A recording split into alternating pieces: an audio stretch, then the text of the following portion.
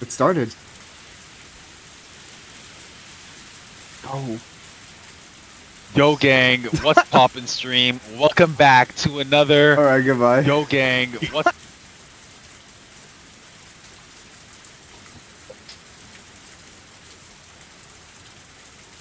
Um, there we go. Holy, wait, that guy at the beginning of the stream was kind of cool. Yeah. Who was that? They said, yeah, who was that? First.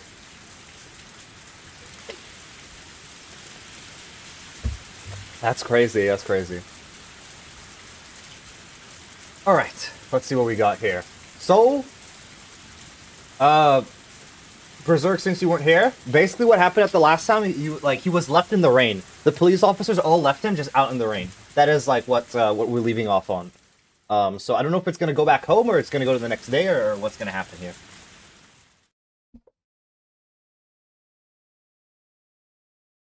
The body wasn't there. The police didn't arrest me because of that. But I didn't know whether to feel happy about it. Just like Satsuko had said, I'd failed to kill her uncle. Body wasn't there, so I was forced to conclude as much. No matter what strange natural disaster, coincidence, or miracle it might have implied, in order to free Satsuko, I became a demon. And this abnormal world was my reward. Yes, metaphorically, I had fallen into the demon world. But if that price had been in exchange for the life of Satsuko's uncle, then that would have been fine. Since Satsuko's uncle was still alive, still shackling her to him. I just realized something. This is completely random. What if he actually did kill the uncle? But somehow he was like demoned away. He actually disappeared in the other world. So now everyone thinks that he just disappeared. And that way he would have been the person that got demoned away. And then Satsuko's uncle was the person who would have died. I feel like that would make sense then. I don't know.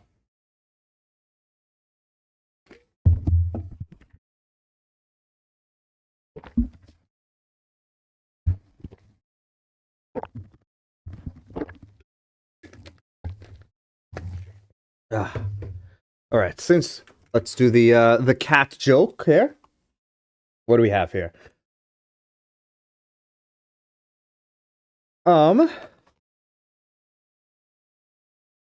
Why is this? No. Okay, we're not reading this one yet. What's a cat's favorite magazine? Good Mousekeeping. Wow. No, as many times as what cat joke? Every time you do the make me a cat boy, I have to read a cat joke off from my Christmas gift that I got. I showed you what I got for Christmas, right? From one of my uncles. Like, completely coincidence. I was like... Let me see if I could find this.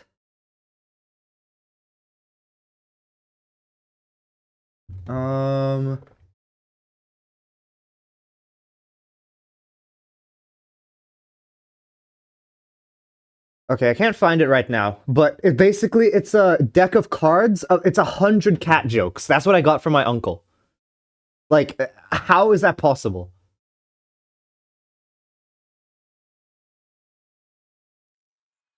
To be honest, you should get a pet. I feel like I'm not ready to take care of a pet yet. I would if I were you. I don't think I'm ready to get a pet yet, I think. I feel like I'm not in a place right now where I still can, like, take care of myself that well. But, like, you know, until I feel like I'm in that position, then that's when I'll probably get a pet, you know?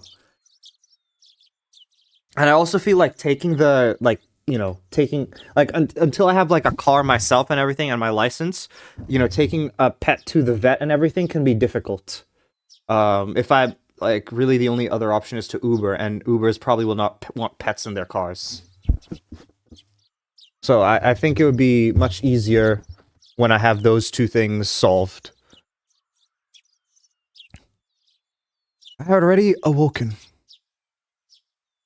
There's a setting for pets on Uber. Oh, okay. If there are, then that does make my life easier.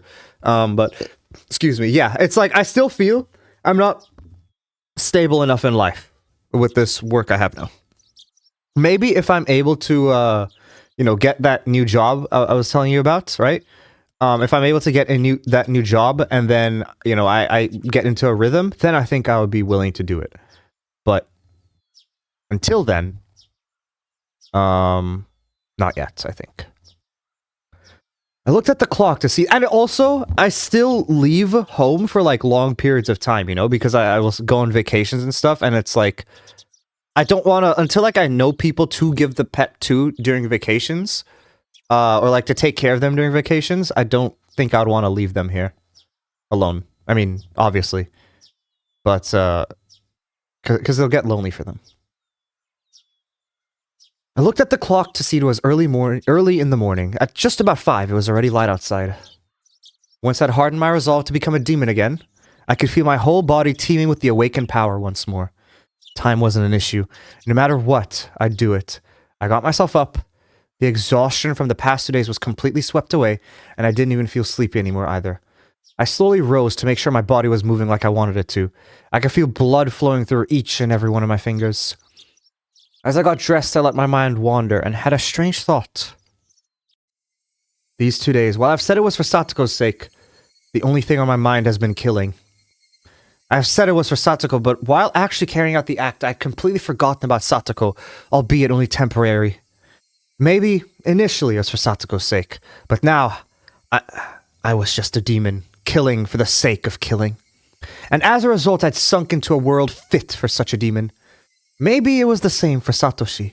He resolved himself to kill his aunt to save Satoko, became a demon, then disappeared from the sunlit Hinamizawa, vanishing into the demon world. Which meant that, after all was said and done, I had met the same fate as him. I tried to avoid making the same mistakes, but it happened anyway. Which meant that maybe Satoshi was here. Satoshi had come to this world a year before me, so he would be here somewhere. There's that bell jingling again. I definitely feel something important is happening when this bell's jingling. I don't know what. Then, surprised, I stopped walking. There were the second set of footsteps I'd grown so used to hearing. お前、ひょっとして、サトシなのか? The empty, lifeless air wouldn't give me an answer, but I felt a strange kind of relief that there was someone there, that Satoshi had stuck with me the whole time. Let's go, Satoshi. Once more. This time we will set Satoko free, for sure. I quietly slipped out of the house so my parents wouldn't notice. If they caught me now, when I'd been out way too late for the last 2 days, they'd give me a really angry talking to. I didn't have time to allow for that to happen. Today I would put an end to it. If the dead body disappeared, then I didn't have to bury it. I could just burn it to ashes and then take them with me, so I could kill him again every time he resurrected. I'd do it again. I'd kill him again. And this time I'd set her free. Outside, the morning light was so beautiful as to stagger belief. I went to the storage room to find weapons which I could kill him for sure. Blunt or not, it didn't matter to me. Right now, I didn't need to care whether someone saw, or if the police came. This world had gone crazy after all. A world where I'd shown up at the festival and had fun even though I wasn't there. Even the police arrested me, I'd probably end up going right back home as if nothing happened. Both me and that other Keiichi Maibara. Even without me, he'd fill in. I could vanish from Hinamizawa without anyone noticing. So basically, I didn't care if I was mistakenly killed. Even if I died, Keiichi Maibara would remain. After all, this isn't the world I belong in. If I was going to be killed mistakenly for Satoko's sake, then that was just part of my duty as her Nini. As those desperate thoughts became serious, the morning air felt more refreshing to me, strangely enough. これは、怖いな。こいつにするか。 It was a hatchet meant for chopping thick firewood. Its hefty steel blade was sinister, almost as though it was a tool meant for killing people. I couldn't exactly take it out in public like that, so I wrapped it a little more in some old newspaper and tossed it into the blanket on my bike. 連日、悪い用事に使ってばかりで悪いな。今日も頼むぜ。俺の足。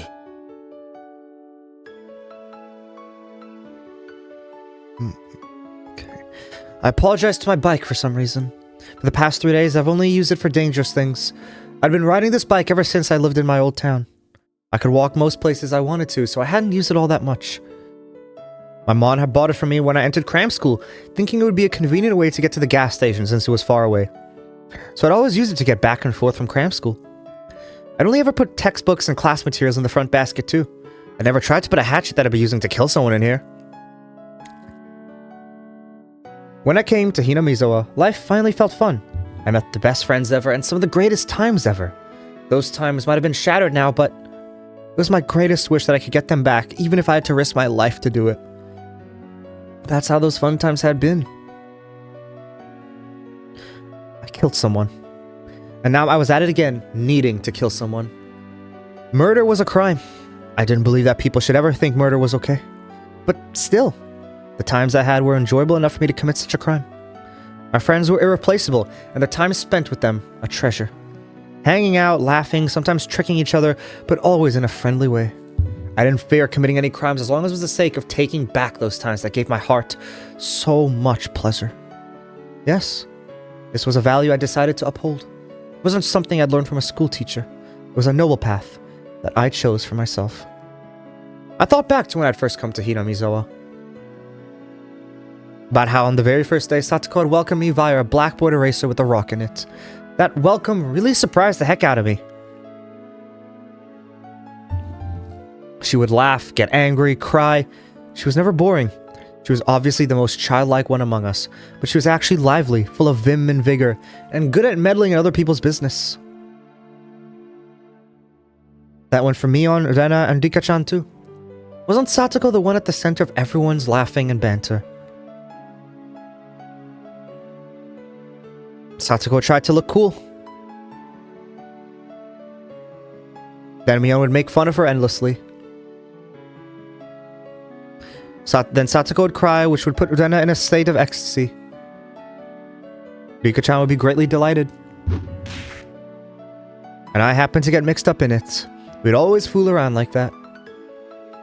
It was lonely when someone wasn't around, but if I had to name one for whom it was the worst, it would have been Satoko. Her smile was everyone's smile. Ever since she stopped smiling, so did the rest of us. And for the rest of us, not smiling was the same as dying. It was just like that when I was silently going to cram school every day just to maintain my unchanging test scores. So basically, we were nothing when she wasn't smiling. She was full of hot air, but she was our princess, cute and unhateable. In that case, I was her knight searching for the dragon's castle in order to win her smile back. ナイトなら武器は剣だろ。ツーハンデッドのかっこいいやつ。錆びた肉厚のナタで挑むナイトは、多分、古今東西俺一人だな。Then I saw an old person in the ridge of a field waving to me. This guy is dumb AF. Yep, that is what I've been saying since the beginning of time. This guy is one of the stupidest people ever.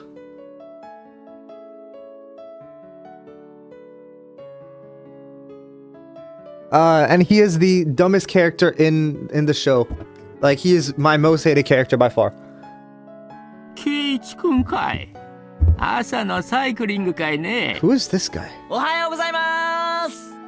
I reflexively waved back in a refreshing way. Hello, Diana.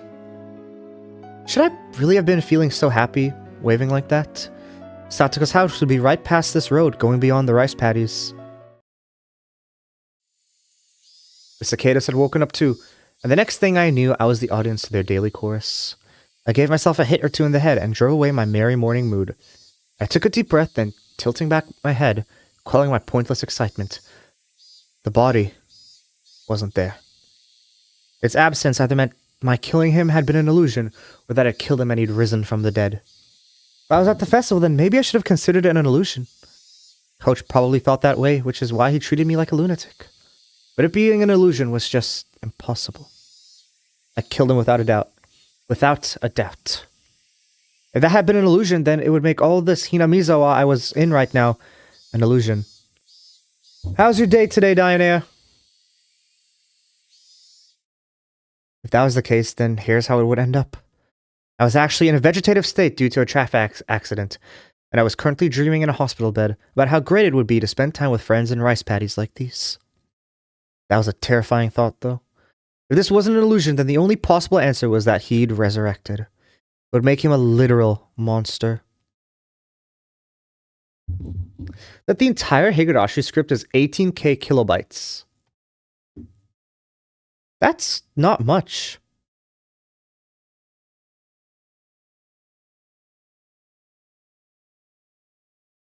Really puts it into perspective how much 3 terabytes are.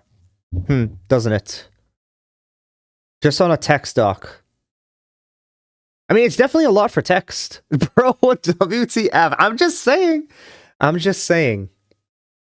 If 80 hours of text, or actually more, no, 160 hours of text is 18k kilobytes. How much is 3 terabytes? You know? I'm just saying.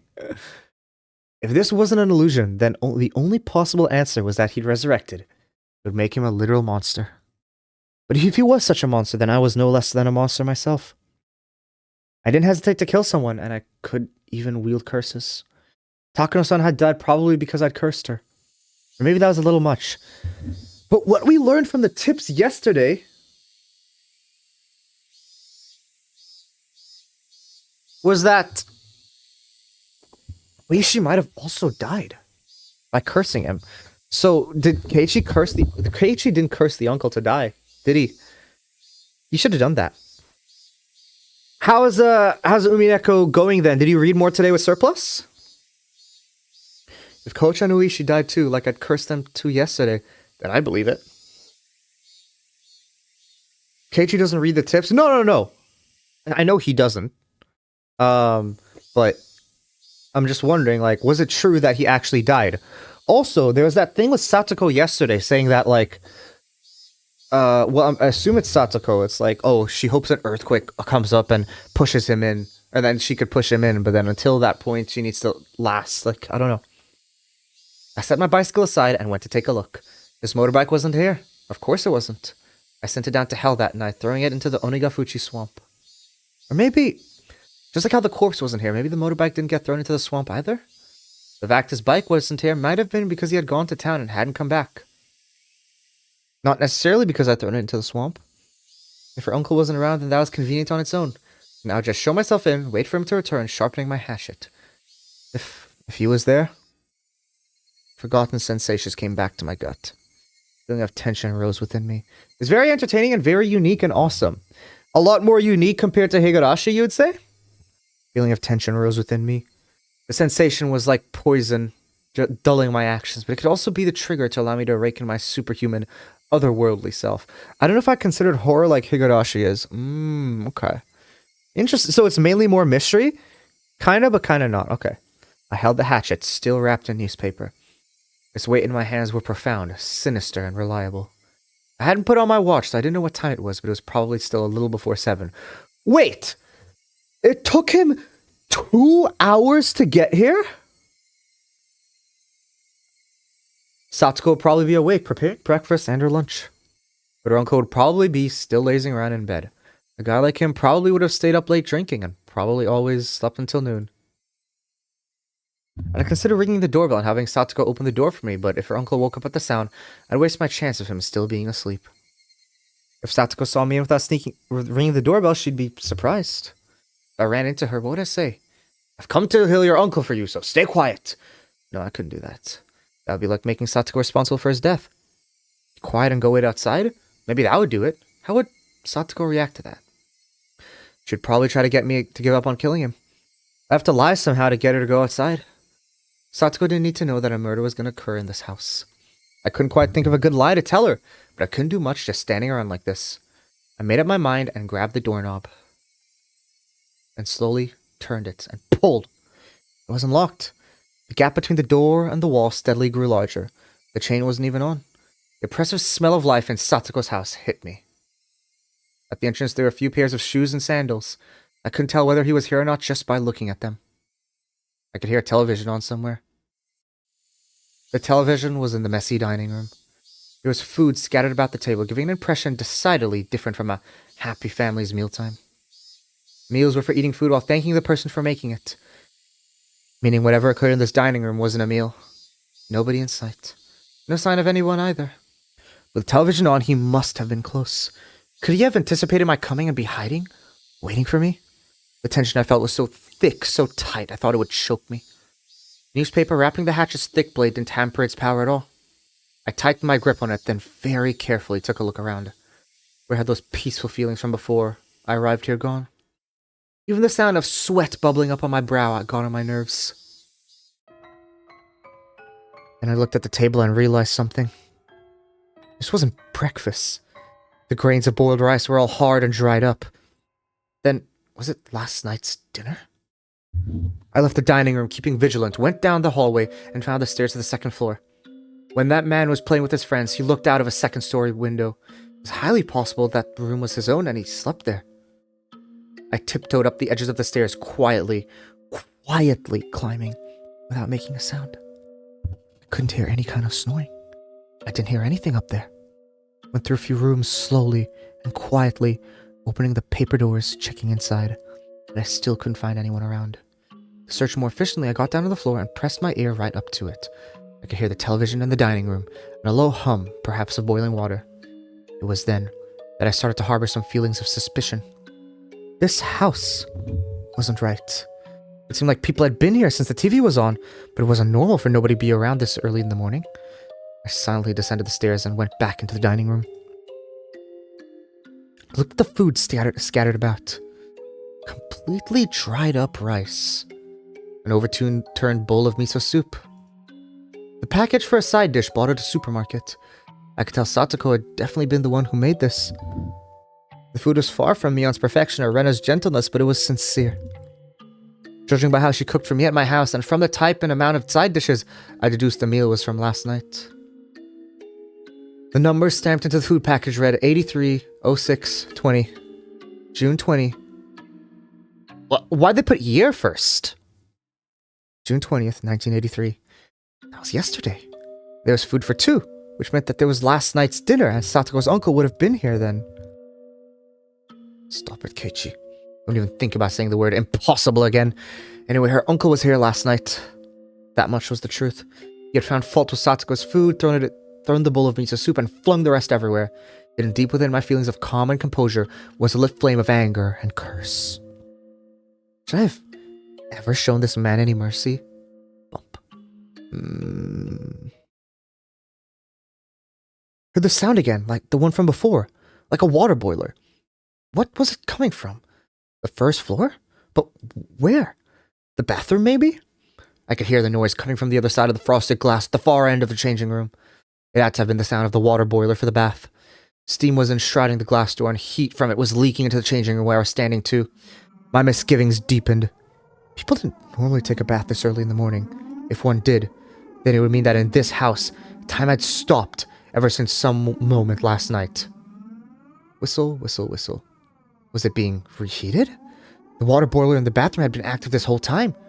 I checked in a clothing basket and saw Satoko's familiar uniform stuffed in it. The uniform had stains and dried rice stuck to it, certainly not something she could wear today. It was probably from the miso soup at the dinner table yesterday. I looked hard at the frosted glass, but I couldn't see anything through all the steam. And then an electric surge ran through my mind, and a terrible premonition came over me. Could she... She couldn't possibly have been in there since last night. That would be impossible. But no! In Hinomi's right now, nothing was impossible. I gulped audibly, then quietly pulled aside the glass door. Hot, steaming air burst out of the slight opening. The fan wasn't on in the changing room, so it went completely white with the steam. Just as the hot vapor poured into the changing room, cooler air also flowed into the room with the bath, and just as I heard, due to being hit with that air, a very weak moan. That was all I need to know who it was. Satoko! No answer. Satoko was in the bathtub, surrounded by a thick layer of rising steam. The top half of her body was leaning over the edge of the tub, and she was passed out. The water boiler kept on making a whistling noise as it angered. I could see the gas flame through the small window. It was roaring at full force, completely blue. Satoko's entire body was boiled red and flaccid, as though her bones had melted away. She was almost like a doll as she lay there unconscious. I wasn't sure how many seconds passed as I stared in complete bafflement. I came back to my senses and promptly shut off the boiler. Then I dragged Satoko's small body out of the bathtub. The water in it, it was hot as the water in the public baths. Was she in this boiling water for the entire night? She'll die! She'll die! Satoko's body was lighter than I'd expected as I laid her on the floor and wrapped her in a towel. Went back into the bathtub and opened up a vent, creating a pool for a cool breeze to come through. Upon the breeze hitting her, Satoko moaned again. 大丈夫かサトコ俺だケイチだわかるか Did you try... I'm not gonna... 聞こえるか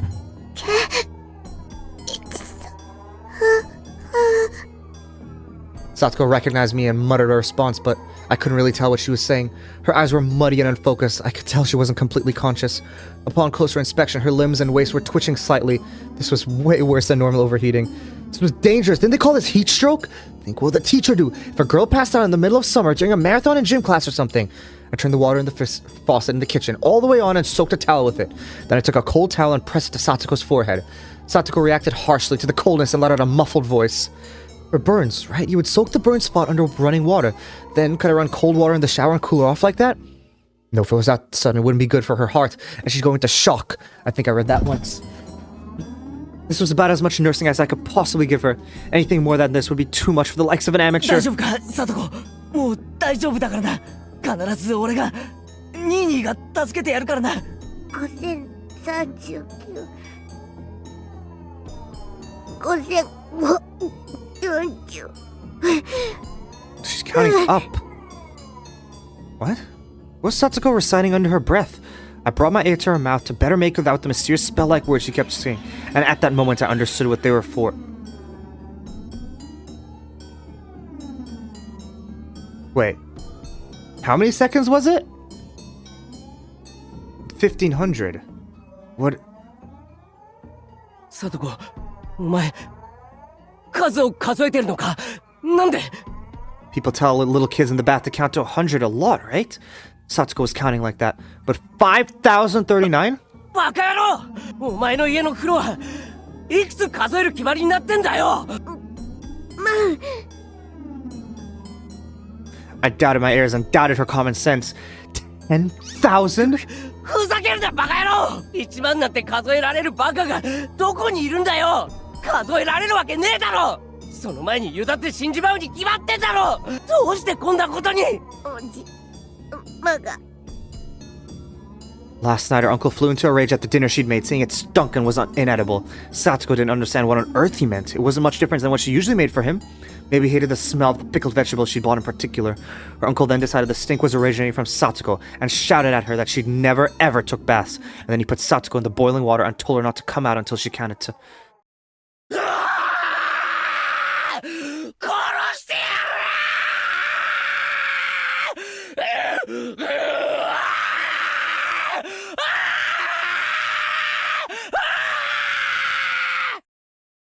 I snapped and exploded.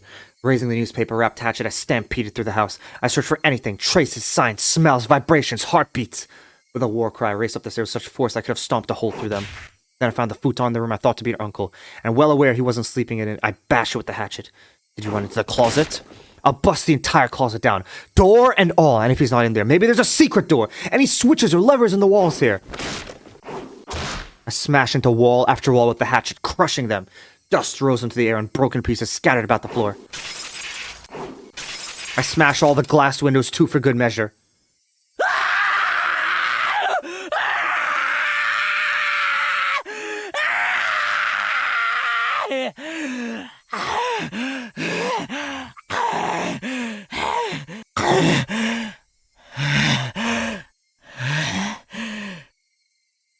After I destroyed everything beyond recognition in her uncle's room, my reason finally kicked in and suppressed my emotions.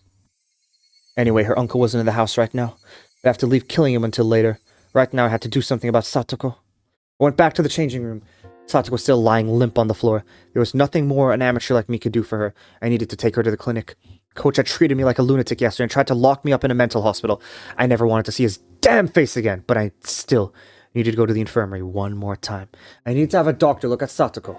I thought about putting her in the dirty uniform lying in the laundry basket, but I had no experience dressing in one, so it'd be pretty difficult. Shit, I don't have time to be wasting here. I eventually gave up on clothing her and decided to carry her in a bath towel. The clinic was close to Satoko's house. It would be way faster to carry her there than to call 119 and get an ambulance. I threw the biggest towel I could find over her and prompted her to stand. 立てるか。俺が診療所までおぶって行ってやるから。ありがとう。ですわ。Her words sounded clearer than before. She was starting to come back. I cried tears of relief just knowing she'd improved even a bit. Satoko turned over so she was lying on her face and then put up a weak struggle to get up on her knee. I smoothly swept under her and put it on my back. The towel I put on her seemed like it was about to fall off. タオル。痛い。すぐ着くから。しばらくの間だけ我慢してろ。It didn't hurt one bit to carry Satoko. She was light. Too light. The lightness actually made me uneasy. Outside it had gotten hotter. So eager to attack Satoko. Fucking cicadas. Why did I have to choose this morning to get so hot out? I didn't have time to swear at them at all. The clinic was this way. Hoisting Satoko on my back, I broke into a trot.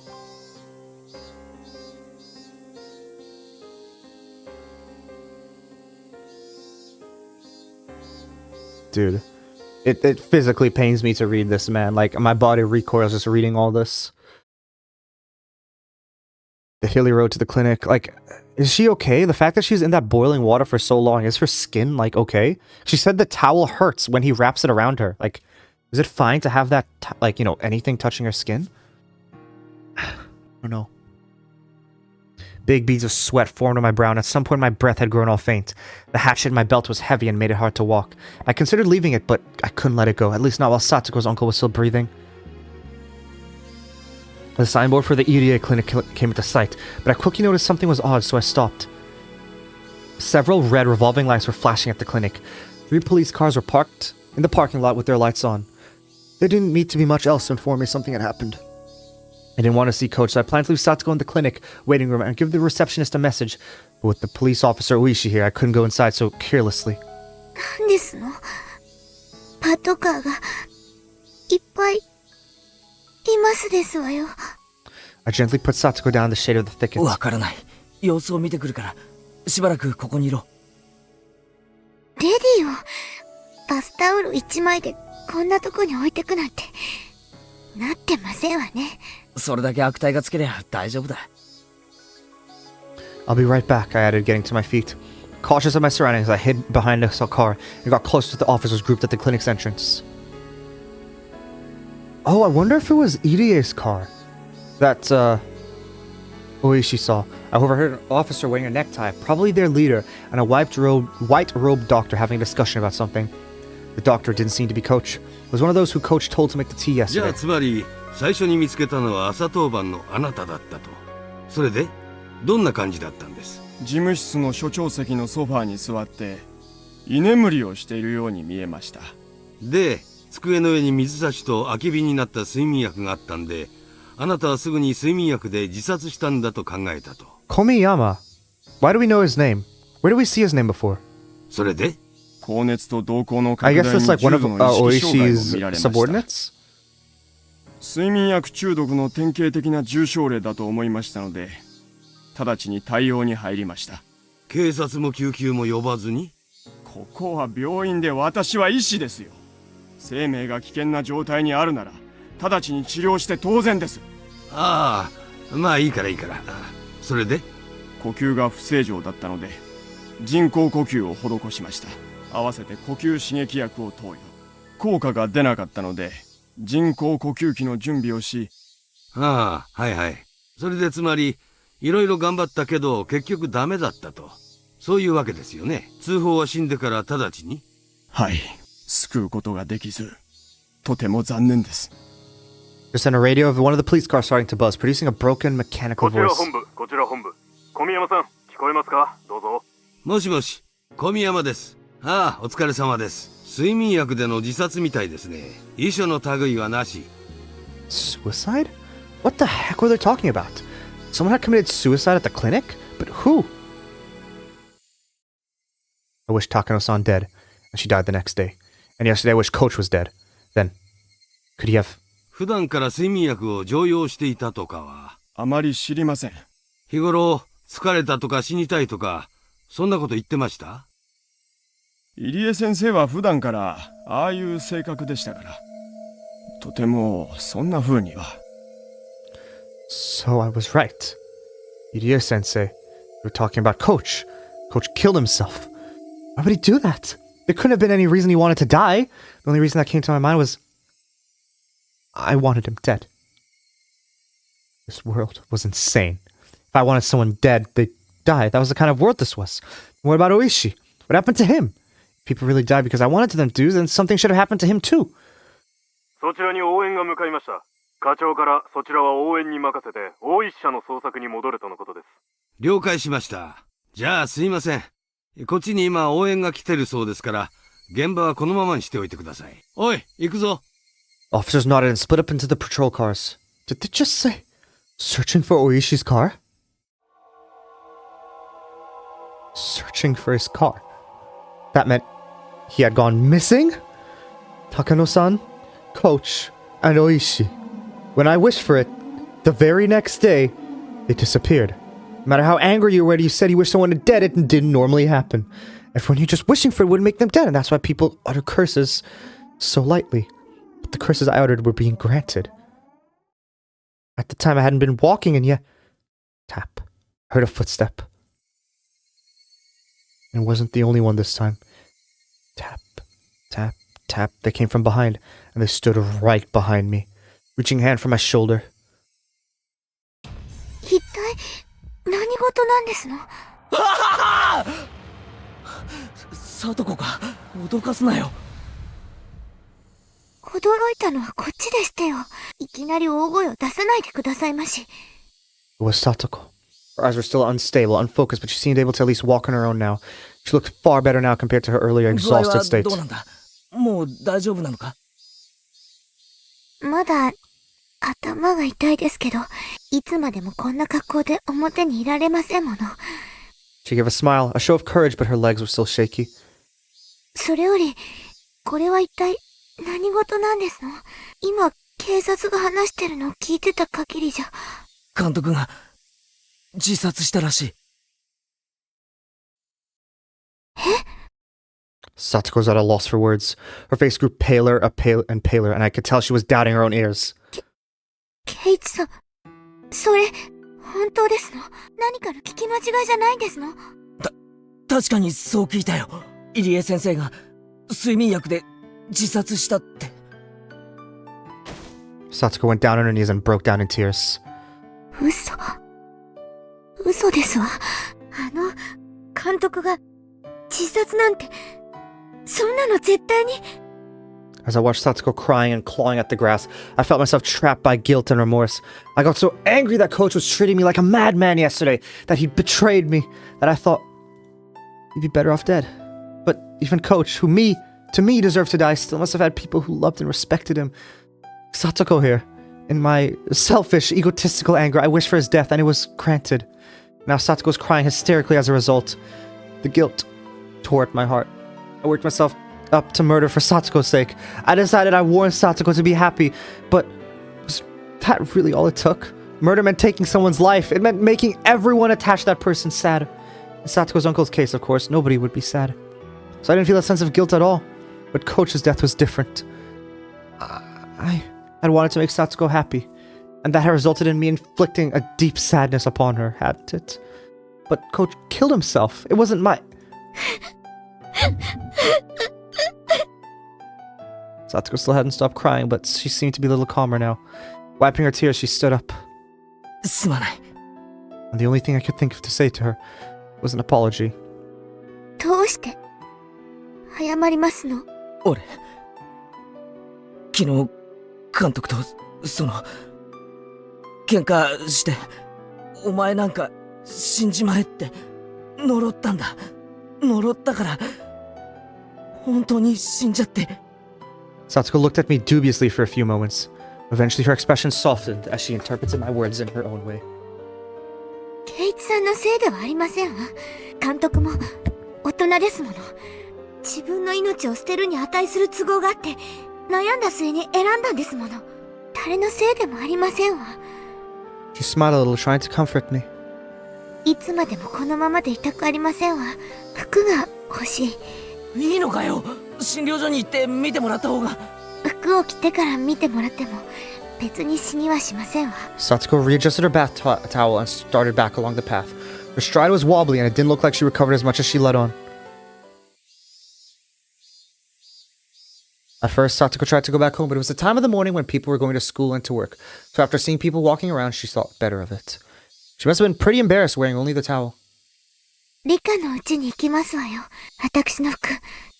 あるはずですから。どうしたんですの圭一さん。Satoko noticed how I was hanging my head and spoke to me. 監督はああ見えても大人ですのよ。圭一さんと喧嘩したくらいで自殺するような人ではありませんわ。自分を責めるのをおやしなさいませ。At first I thought it was a coincidence, but with 3 people now, I couldn't discard the possibility. There's no such thing as impossible in this world. この数日、おかしいんだ。何がですの Satoko seemed to be having trouble breathing, but she tried to listen to what I had to お say. とといの綿流しのお祭り。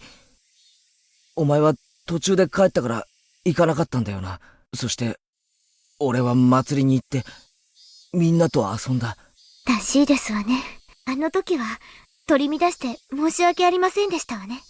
Satoko remembered how she blew up at me in the classroom yesterday and bowed to me a little. 実は俺、祭りに行っていないって言ったら、信じるか Satoko looked at me, confused. She couldn't help it, of course. 信じられるわけありませんわ。何を今更。信じられないだろ。信じられないのは、だって、俺は祭りに行っていないのに、俺が祭りに現れて、みんなと遊んだって言うんだ。こんなの信じられるわけないだろ。それ、本気ですのああ、綿流しの夜から、おかしいんだ。いつの間にか、変な足音が、ペタペタとついてくるようになって。The blood drains from Satoko's expression. 足音が、ペタペタ。そうなんだ。最初は気のせいだと思ってたけど、ずっとついてくるんだ。多分、今もついてきてる。里子の足音と混じって。よく聞き分けられないけれど。Satoko took a long and hard look at me. Maybe she was doubting my sanity. Coach did the same thing. I mean, why wouldn't he after telling him this? The more I thought about it, the more I was able to endure the feeling that my hatred for Coach had been meaningless. 綿流しの日、俺は祭りに行かず、あることをしていたんだ。ずっとだぞ。眠ったり、意識がなくなったりしたことはなかった。だから寝ぼけ気分でふらふらと、記憶になく祭りに出かけたなんてことはありえない。それはおかしいですわね。なら、どうやってお祭りで遊んだんですのだから、俺は祭りには行ってないんだよ No, I can't let myself get emotional. I get agitated now. That'd be like proving that there's something wrong with my head. ごめん。みんなが信じてくれないんで、つい。圭一さんがそう言うなら、信じてあげますわ。それであの夜、高野さんに会ったんだ。それで、見下されたと思って、俺は心の中で念じたんだ。お前なんか死んじまえって。高野さんって、どことなくそういう雰囲気がございますものね。その気持ち、わからなくもありませんでしたよ。高野さんが死んだの。昨日の話だ。どこかで焼け死んだらしい。それ、本当ですの？死んだんですの？俺が死ねと願うと、次の日には死んでるんだ。それから警察の大石ってやつも知ってるか？ムカつく太った刑事みたいな That やつ。 annoying and fat detective guy. Why do we have to call Oishi fat every single time? Satsuko nodded a little. さっき警察が話してるのを聞いたんだが、どうもあいつ行方不明になってるらしい。実は昨日あいつにも死んじまえって念じてたんだ。それ、本当の話ですの？嘘じゃない。俺だって信じたくないけど、本当の話なんだ。高野さんも監督も大石も、俺が死ねと念じたら、本当に死んでしまったんだ。A little while, Satsuko was at a loss. A long silence ensued. それは怖い話ですわね。圭一さんに、せめて嫌われないように気をつけませんと。それだけじゃない。もっと、おかしいこともあるんだ。それは、お前の、おじなんだ。おじさまの話はやめてくださいましな。昨日、いたんだろ、お前の家に。あの人の話はやめてくださいます。嫌なんですの。やありえないんだ。あいつが、いるわけがないんだ。めてって言ってますのよ。いや、あの男が綿流しの夜以降、いるわけがないんだ。だってあの男のことはもう嫌なんです俺が殺したんだ、この手で。 Even the cicadas stopped crying. Her face was streaked with tears, and it stiffened even more as she looked at me in 俺 disbelief. が綿流しの祭りの夜にお前のおじを殺したんだ。だからお前の家に帰ってくるなんてことはありえないんだ。 But still, he went back! And last night he found fault with the dinner you made him, yelled all sorts of things at you, and then basically boiled you in the bathtub. That couldn't possibly have happened. だから俺はあの男を確かに殺したという証拠を確かめるために埋めた死体を昨日掘り返したんだ。だがそこには死体はなかった。こんなことがあり得ると思うか。確かに殺したのに死体がないんだ。そして何事もなかったかのように帰宅してお前の前にこんなことがあっていいはずないだろう。 Satoko's entire body stiffened. She was shrinking away like there's someone in front of her about to hurt her. お前も俺のこと頭が変になったって思ってるんだろうな。無理もないさ。俺だって信じられない。圭一さんはきっと偶然呪った人が死んでしまったんで混乱してるだけに違いありませんわ。監督の自殺にショックを受けて気が動転してるだけなんですのよ。今日はもう学校を休んでお家で休んだ方がよろしいと思いますわ。私はもう平気ですから、どうかご自分の体を大事になさいまし。 Satoko spoke like she understood me, but also told me to go home. I could see the revulsion in her face, and knew that she didn't want to be around me サ anymore. トコをちゃんと診療所まで見送ったら俺も帰る。サトコだってまだ足元がフラフラじゃないか。途中で倒れたら大変だぞ。私はもう本当に大丈夫なんですのよ。男の人にいつまでもこんな姿を晒していたくないんですのよ。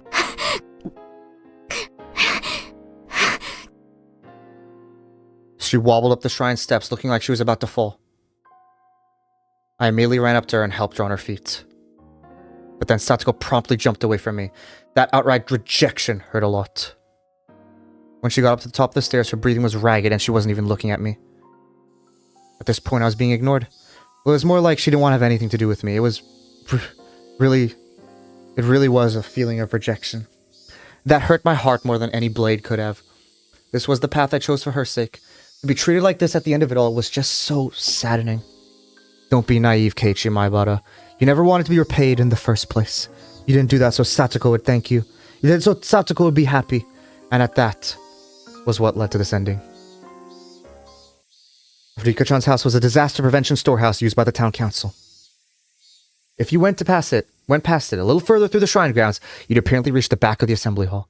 Satoko was heading there, walking quickly, the gravel under her feet crunching as she went. Did she want to get there as soon as possible, or did she want to run away? I couldn't tell. And then I heard the vigorous sound of wings flapping. I turned around and saw a crow. I hadn't seen many crows since coming to Hinamizawa. I saw them a lot in my old town, though. On garbage day, they'd flock to trash collection points, peck through the bags with their beaks, drag out the contents, and have a feast. As I was remembering that, I saw a few crows flocking around the shrine's donation box, and I thought how terrible it was for someone to leave a garbage bag in a place like that. The cicadas quieted. Breathing stopped. Thoughts ceased. Even time came to a halt. I ran over to where the crows were flocking. I ran there in order to drive a horrible idea out of my mind. I definitely hadn't wanted this. There's no way I would ever wish for this even by mistake. This was not. When they noticed my vicious approach, the crows all flapped upwards, fleeing into the sky. When the crows' big black bodies flew away, they exposed the garbage bag.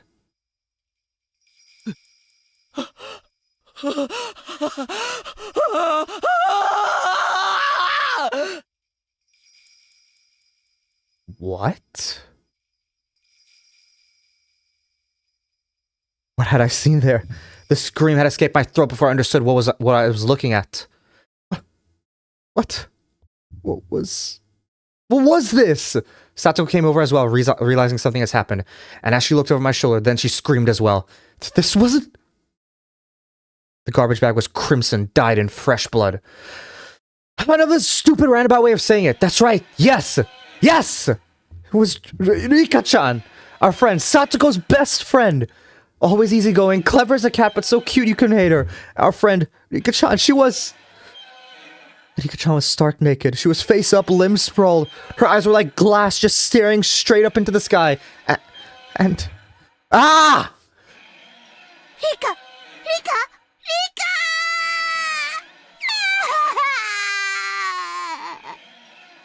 Satoko broke down crying on the spot, and yet she still couldn't approach her friend's remains. The crows had gotten through the garbage bag and dragged out an apple peel and spread it all over. No. Crows, they couldn't do this.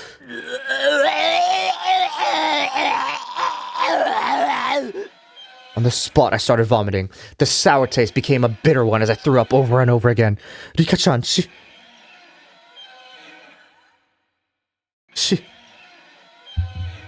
her stomach was cut wide open, vertically, completely open. Rika!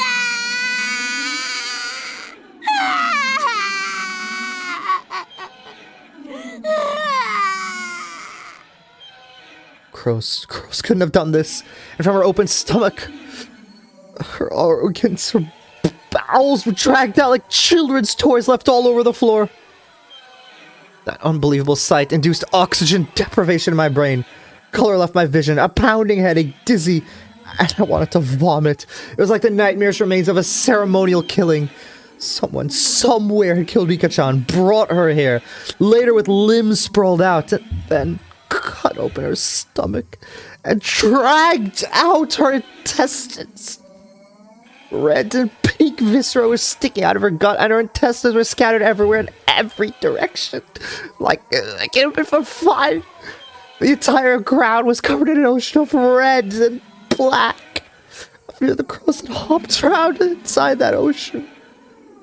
They walked through the sea of blood, leaving bloody footprints, and those footprints were several still on Rika-chan's body. Those sinister prints made it even seem more like a bizarre ritual killing. It was for Takano-san, Koji, and Oishi to die, but I didn't remember ever wishing for Rika-chan's death. そうさ、俺じゃない。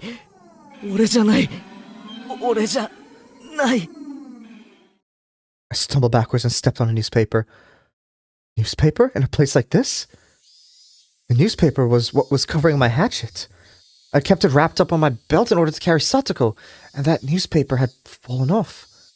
Sheesh, don't scare me like that. Bent out to pick it up, and then Satoko looked at me with such disbelief as I'd never seen, and froze. She was looking straight at me, at the hatchet on my belt. 落ち着け、サトコ。これは違うぞ。 Satoko, trembling madly, backed away. 俺じゃないんだ。俺じゃ。She didn't care that she was exposing herself through the towel. She just trembled and tried to step back from the demon in front of her. 落ち着いてくれ。頼むから。サト。Screaming weakly, Satoko began to run unsteadily. Run away, that is. 待ってくれ、サトコ。違うんだ。The way she ran, it was so weak, so slow. So if I wanted to go after her, I could have caught up. But if I tried to grab Satoko's shoulder or something right now, she might actually go crazy. So I had to follow her and try to clear this up. 高野さんを殺して、監督を殺して、大石さんも殺したんでございましょう。おじさまを殺そうとして、リカまで人殺し。違う。俺じゃない。俺は殺してなんかいない。何を言ってるんですの？あなたさっき自分で言ったじゃありませんの。死ねって。死んでしまえって。それでみんな死んでしまったんでしょ？俺は、死ねって思っただけで。Yeah, but Keiichi, oh my, didn't you literally just say yourself that you didn't want Rika to die? You could just say that. Okay. 自分で何をしたか記憶に残っていないんでございましょう。そんな人の話なんか信用できるわけありませんわ。人を殺した時の記憶が欠落してるだけなんじゃありませんの？いや、記憶がないふりをしてるだけなんじゃありません。第一、そのナタは何なんですのよ。説明してごらんなさいな。これは。ほらほらほら、圭一さんは殺人鬼じゃありませんの。どうしてですの？ちょっと意地悪だったけど、楽しくて優しい。一度は本当のニーニーかもしれないとまで思ったのに、どうしてそんな風になってしまったんですの？ I might have been able to slowly answer each one of Satsuko's questions at a time, but in this situation, explaining my innocence in such a short period of time was impossible. I mean, I didn't even know if I was really innocent anyway. At the very least, I killed Satsuko's uncle. There's no body, but I killed him. Without a doubt. At that point, I was far from innocent. I wished Takano-san, Coach, and Oishi were dead. And that curse of mine was granted. When I wished for Takano-san to die, I didn't think of anything more than a normal thing you'd say to someone you didn't like. But she actually did die. And I realized if I wanted people to die, they would. And hoping it would happen again, I cursed Coach and Oishi to the same fate. So even ignoring Takano-san's death, Coach and Oishi's were completely premeditated crimes. Was I a killer just like Satsuko said? Was I unable to distinguish between illusion and reality and turn into a demon without remembering it? Becoming a killer who carried out Oyashiro-sama's curse? No, that couldn't be. It was impossible. God damn it! The very word impossible was impossible in Hinamizawa right now. How many freaking times have I said this word the past 3 days? Satsuko started crying again and was walking unsteadily. At first it felt like she was running, but now it was like she was walking away, crying from someone bullying her. どうしてこんなことになってしまったんですの？どうして If there was an answer to that, then I wanted to know it too. Why? Why had it turn out like this? ニーニーがいなくなってずっと寂しかったけど、圭一さんが転校してきてくれて、またみんな明るくなって楽しくなって毎日が光ってたのに。 Yeah, she was right. Those days were bright and beautiful. And yet, after that, Satsuko and I shouted the exact same どうして thing. こんなことに。 The cicadas were sneering at the spectacle, our strange game of tag. Shut up! Shut up! Shut up! Eventually I heard the murmuring of a stream. The forest parted and a suspension bridge appeared. Satsuko was crossing dangerously, wobbling as though she might fall any moment. When I stepped onto that bridge, it swayed a lot, causing Satsuko to stagger and fall on the 大丈夫 spot. か佐藤。近寄らないで、この人殺し。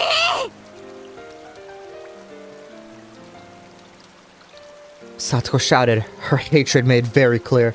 It was sad. If words could cut, this warmth flowing from my eyes would have been blood for sure. どうしてこうなってしまったんですの？ケンイチさんのこと大好きだったのに。 I wanted to go up her and give her a hand, but the distance between us was uncrossable. If I got any closer, Satsuko would start shouting again and say things that would hurt me deeply again. So I couldn't approach any closer than this. 佐藤、俺にもなんでこうなったかわからないんだ。でもこれだけは言える。リカちゃんを殺したのは俺じゃないんだ。それだけは絶対に。いい加減なこと言わないでほしいですわ。自分の記憶にも自信が持てない人が何を言ったってどう信じればいいって言うんですの？ I tightened my hands into a fist. This was mortifying. I wasn't crazy. Hinamizawa was crazy. Ever since I wandered into it, lost on that one night. This insane world where I was at the festival when I wasn't. And the uncle I killed was alive, where death would come by just wishing for it. It was this world's fault. Mion and Rena started acting strangely, like they were possessed by something too. And Coach wouldn't believe anything I had to say. And even Satsuko, who I should have protected, was yelling at me like this. Was the price for killing a man supposed to be this high? Was I really going to be forced to stay in such a bitter world? I did the right thing. At least I wanted to. So then, why? I hated it. Every time I asked why, the day Satsuko and I enjoyed in peace went so wrong. 佐藤、信じてくれ。俺は人殺しじゃない。 You are though, Keiichi. では、そのナタは何なんですの？納得のいく説明はできまして。このナタが怖いのか。じゃあ捨てるよ。それなら安心だろ。 Satsuko did nod, but she seemed to be in agreement with that proposition. I clumsily took the hatchet out of my belt, then dipped it over the side of the bridge into the stream below. 捨てたぞ。これで話を聞いてくれるな。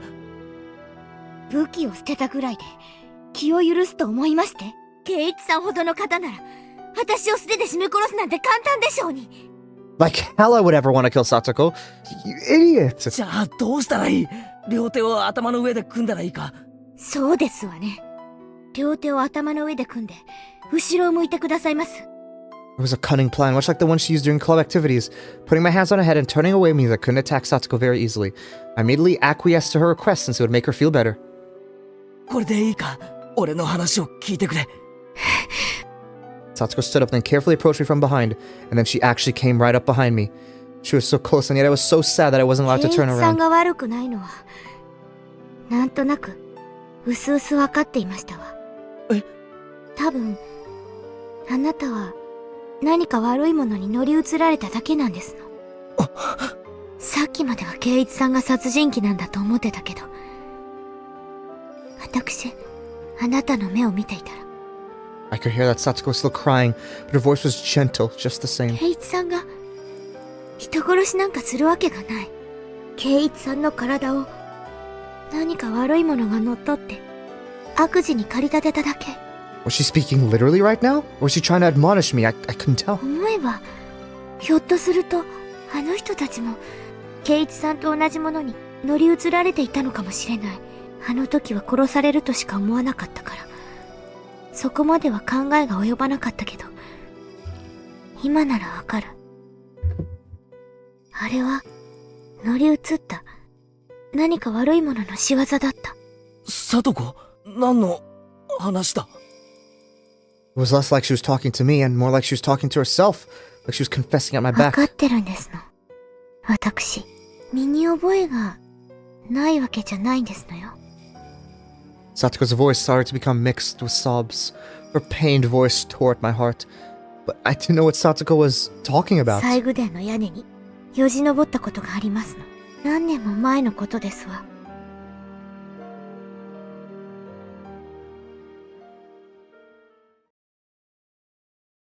Dude. So much is just happening. Once, when Satsuko was playing hide and seek at the shrine grounds, she climbed onto the roof of the storehouse for ritual implements, which everyone said not to go near, and hid. And Satsuko saw that she could get in through a window meant for ventilation.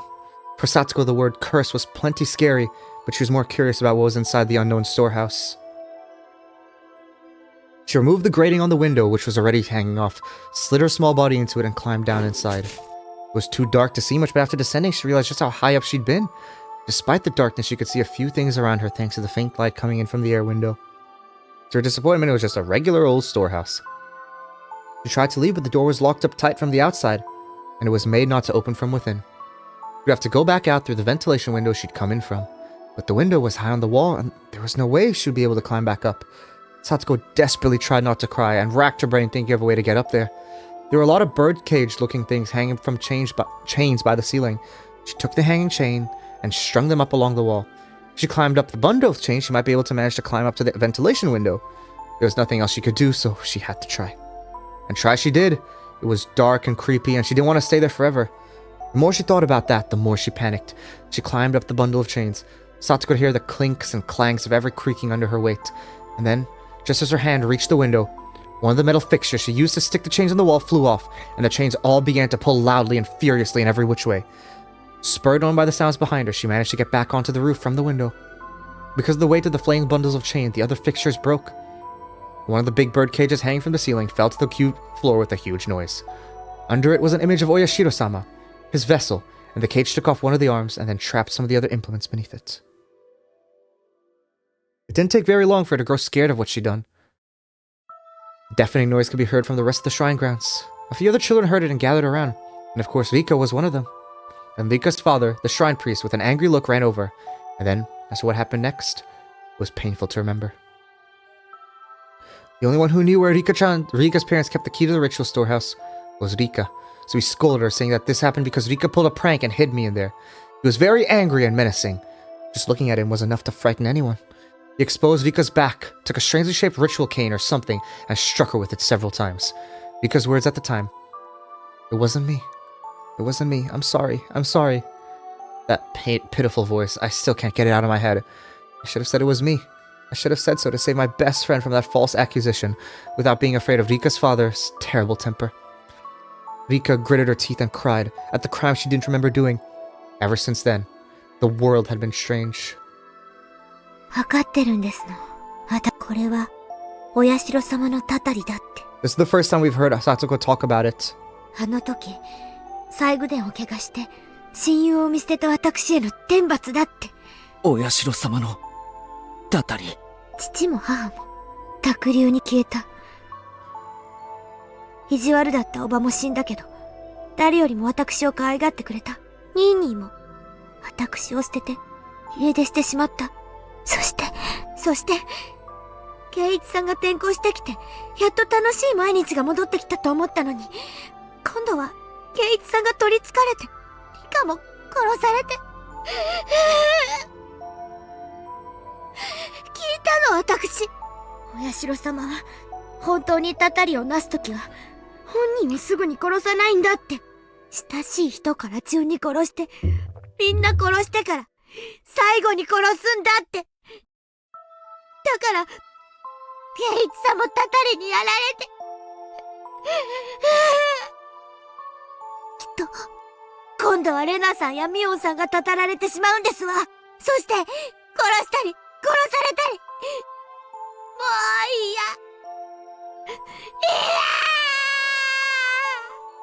う嫌。落ち着けよ、サトコ。たたりなんかない。誰もお前をいじめたりなんかしないって。When I turned around, I was thrust away with amazing force. Given my hands were awkwardly placed on my head, I couldn't take the fall and lost my balance. I had been pushed not to the bridge, but to the side. Towards the stream. No, this can't be happening. As one last miracle, I was allowed to grab a cord hanging from the bridge. Far below me was the stream. We were pretty high up, and below were rocks of all sizes.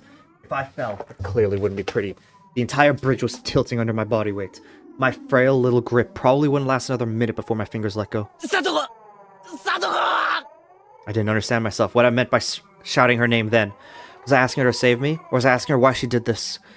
Finally, everything came back into focus, and I saw Satoko. And I was surprised at what an odd expression she had. It was the first time I'd seen it. It was an expression of righteous anger meant only for those who needed to die. 死んじゃう人らしい。返してよ。ニーニーを返してよ。リカやお母さんを、ケイチさんを返してよ。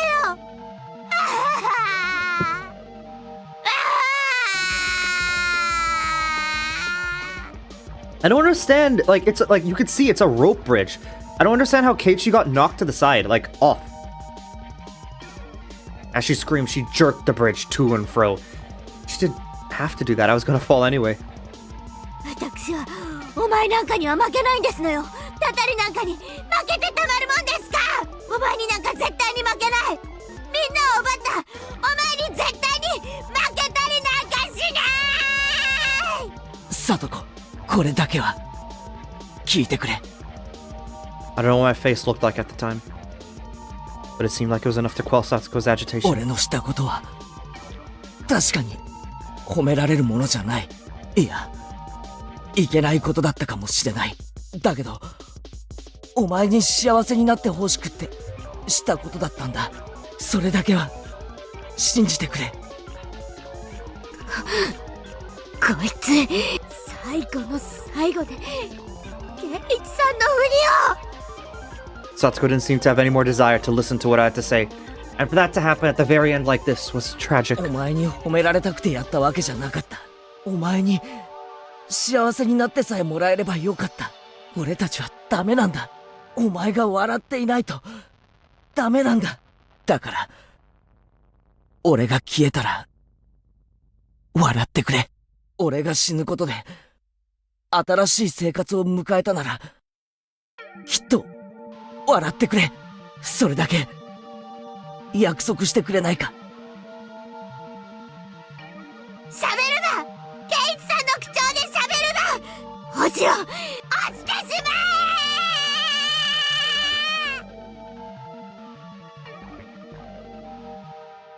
え。 And those were the last words Satsuko ever said to me. Those sad, tragic, and altogether unrewarding words. What on earth was I? My desire to make Satsuko happy ended like this. Where did I first go wrong? And what was the mistake I made? When did I make it? Was I the crazy one, or was it Hinamizawa? Even after all of this, I thought I wasn't crazy at all.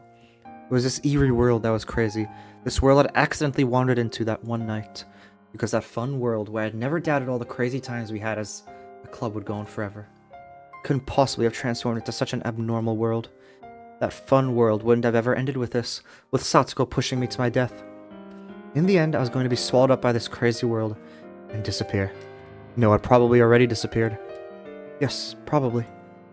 On the night of the Watanagashi, I'm sure that in that world I really belonged to, I had vanished that night and everyone was worried. It was laughable that it had taken this long to figure out I wasn't around anymore.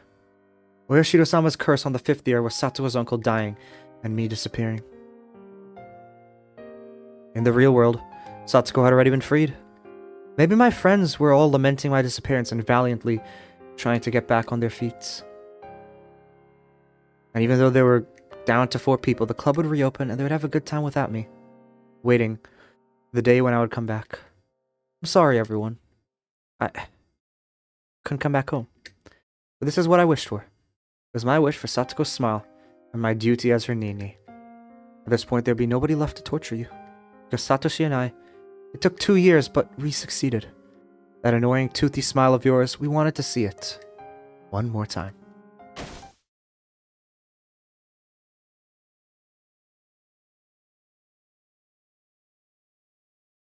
My pain wasn't gentle or merciful.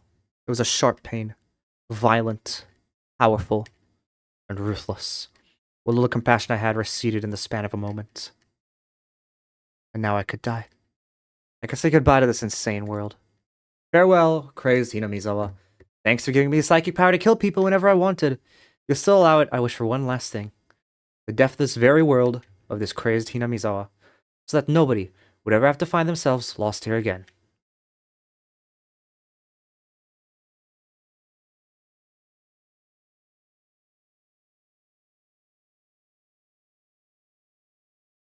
Damn.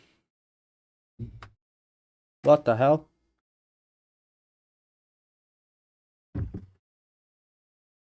So, seems like there's still more after Keiichi's death. Which is interesting. New tips. What do we have here? Research notes. Oyashiro-sama. Nobody really knows what characters use when to write Oyashiro-sama. Well, it seems like there's more. Usually would end right there, but it seems like there's more afterwards. There's another chapter. So I'm interested to see where this goes. I think this is hard, partly because depending on the time period, he has been called with various titles with subtle changes to his name, and nobody knows the real one. The one thing all time periods agree on is that for the 4 syllables, O, Ya, Shi, and Ro are always used. There's a theory stating the shrine, or Yashiro, dedicated to Oyashiro-sama, itself became an object of worship, and that people began calling it Oyashiro-sama, or Lord Honorable Shrine. This doesn't make a bit of sense. I don't know whether this is related, but people say the Furude family, the most respected bloodline in terms of worshipping Oyashiro-sama, actually inherited his blood. And in the legend, the Furude family passes down, if for 8 generations in a row, the firstborn child is a girl, the 8th daughter will be the reincarnation of Oyashiro-sama. If we go by this legend, the characters used for Oyashiro-sama's name should be O for honorable, Ya for 8, Shiro for generation. Okay, well, for Rika's family, who were the girls? Was it like, we know Rika is a girl who's firstborn, because she's the only child in her family, but we don't know about the rest in the bloodline. The character assignments are simply something I've thought up. There is no way to verify it. If this is true, then Oyashiro-sama would have been named as such under the assumption he would come again. The second coming of an object of worship can be seen in several religions, so this isn't unusual. But a few of these religions call the second coming of their object of worship a day of judgment, or something along those lines, and we must not forget they mean it to be the end of the world.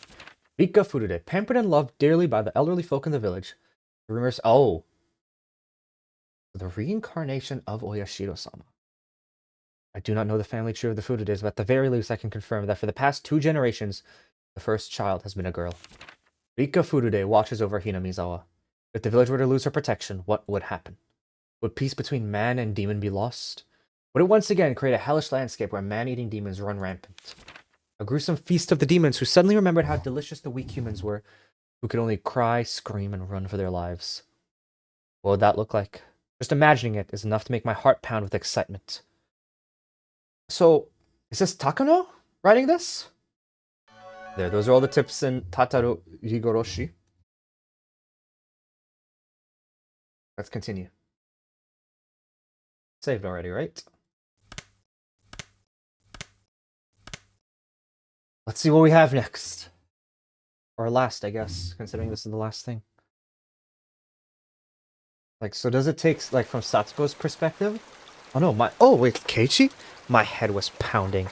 The sky was bright. It was cold too. It hurt. Each sensation I felt led to a new and different one awakening. He lived? When I came to, I was lying face first on a dry riverbed. A few body parts hurt a lot. The skin over a bunch of my joints were torn, turned blue or red or oozing blood.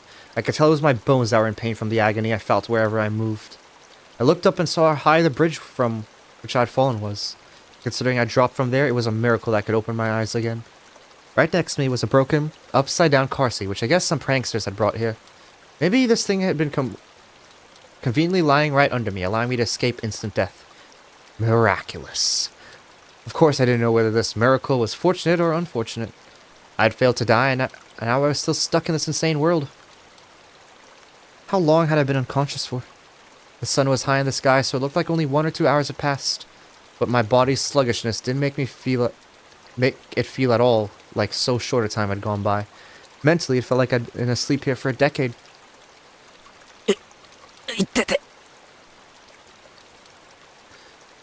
The more feeling returned to my body, the more pain flooded in. It hurt so much that it would have been better to not have woken up. I needed to get to a doctor. Yeah, to Coach's clinic. The term Coach's clinic brought memories back one after another, memories I wished I hadn't recalled. Satsuko was no longer on the bridge. She would have returned to Hinamizawa by now, and she would put on some clothes, go to the clinic, get a checkup, and report on how crazy I'd seemed. The police were waiting for me without a doubt. This time, would they find out for real that I killed her uncle and arrest me? Or would they just send me to a mental institution like I thought they might? Still, I didn't care which it was. Please, someone, stop all this pain. You can boil me or cook me after that, whatever you want. I began to walk unsteadily, just limping along. I went downstream and then through an animal trail-like path in the woods. I walked haphazardly, searching for a path I knew. Eventually, I finally came across a familiar road and set off towards the clinic. Not to my house, but to the clinic, which had treated me like a lunatic. It was hot and humid. There was no wind and the air was stagnant. For a while now, I've been smelling the terrible stench of burned eggs, and it made my face scrunch up. Then at last I noticed something. I couldn't hear any cicadas. It was the first time I'd heard Hinamizawa be so utterly silent.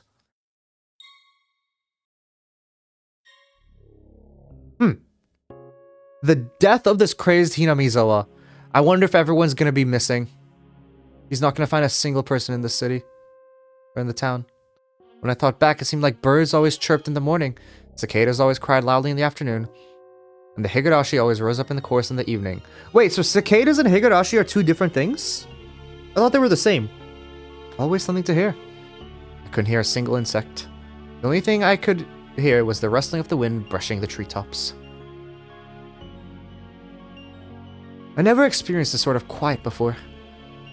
Higurashi are evening cicadas. Oh, okay. Even the only sound coming from the trees lacked life somehow. The trees were yellow and many leaves were spread on the ground despite it being too early for autumn. Even the weeds that had been growing so persistently at the side of the road had yellowed, browned, and lost their vigor. Only the sunlight itself was of the June Hinamizawa I knew. I wonder if it's like months later, or days later, or even years later. I wonder. And yet it seemed like the seasons had switched all of a sudden. Looking at the fallen leaves and rotting weeds led me to a few small insects turned on their backs. They weren't moving. There were corpses. I looked closer to see the insects' corpses scattered all around like a child had collected them as samples and strewn them all about. The stench, what was it? It was terrible, like burned eggs. Come out with all the bug corpses and leaves falling from the trees in summer. Someone sprayed herbicides or pesticides around here? You wish for the death of Hinamizawa, and it's the next day. That's why the things are browning. There are corpses on the ground. I'm assuming they're going to be people. Dead. Even at school, we apparently fumigate. We call it pest disinfection or something. Once or twice a year. I hadn't run into anyone, despite how bright it was outside. It was mid-afternoon, and yet it felt like I was sauntering about at midnight. Well, what with the smell, no one would want to be walking outside. Just what was this anyway? There was no sound, no noise, not even a breath. Hinamizawa was silent. The school would come into view right after turning this corner, and yet I couldn't hear any commotion at all. None of the shouts or grunts that children always made. It was simply quiet. Just as pretending to ignore the silence had grown intolerable, I saw the school. And finally I heard something. It was the sound of a few trucks. There were a few very tall trucks parked in the schoolyard, idling. About 10 workers in raincoats were unloading things from their trunks. It was hot and humid, and even in my casual clothing, I couldn't imagine how unbearable that must have been. And then I remembered. Our school was rented from the Forest Service field office building, wasn't it? It wasn't strange for all the Forest Service trucks to be doing some kind of work in the schoolyard.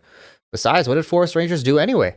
I felt bad for them having to work in such heat and with such a stench about. They were taking colorful cargo out of the trunk and lining it up in the schoolyard. There were containers, fairly large ones, inside multicolored patchwork bags. Heavy too. They were being carried in pairs.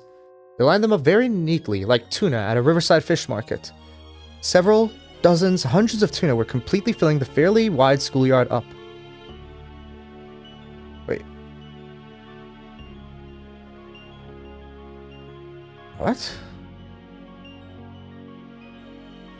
Are they body bags? As I stood there, watching in a daze, the people in raincoats working on the other side noticed me. One of them pointed at me and shouted a few things back and forth. I thought they might yell at me for getting their way, so I decided to leave post-haste. But then 2 trucks drove up behind me. I stepped aside and they entered the schoolyard. Sheets covered their trunks, but I could tell they were completely full.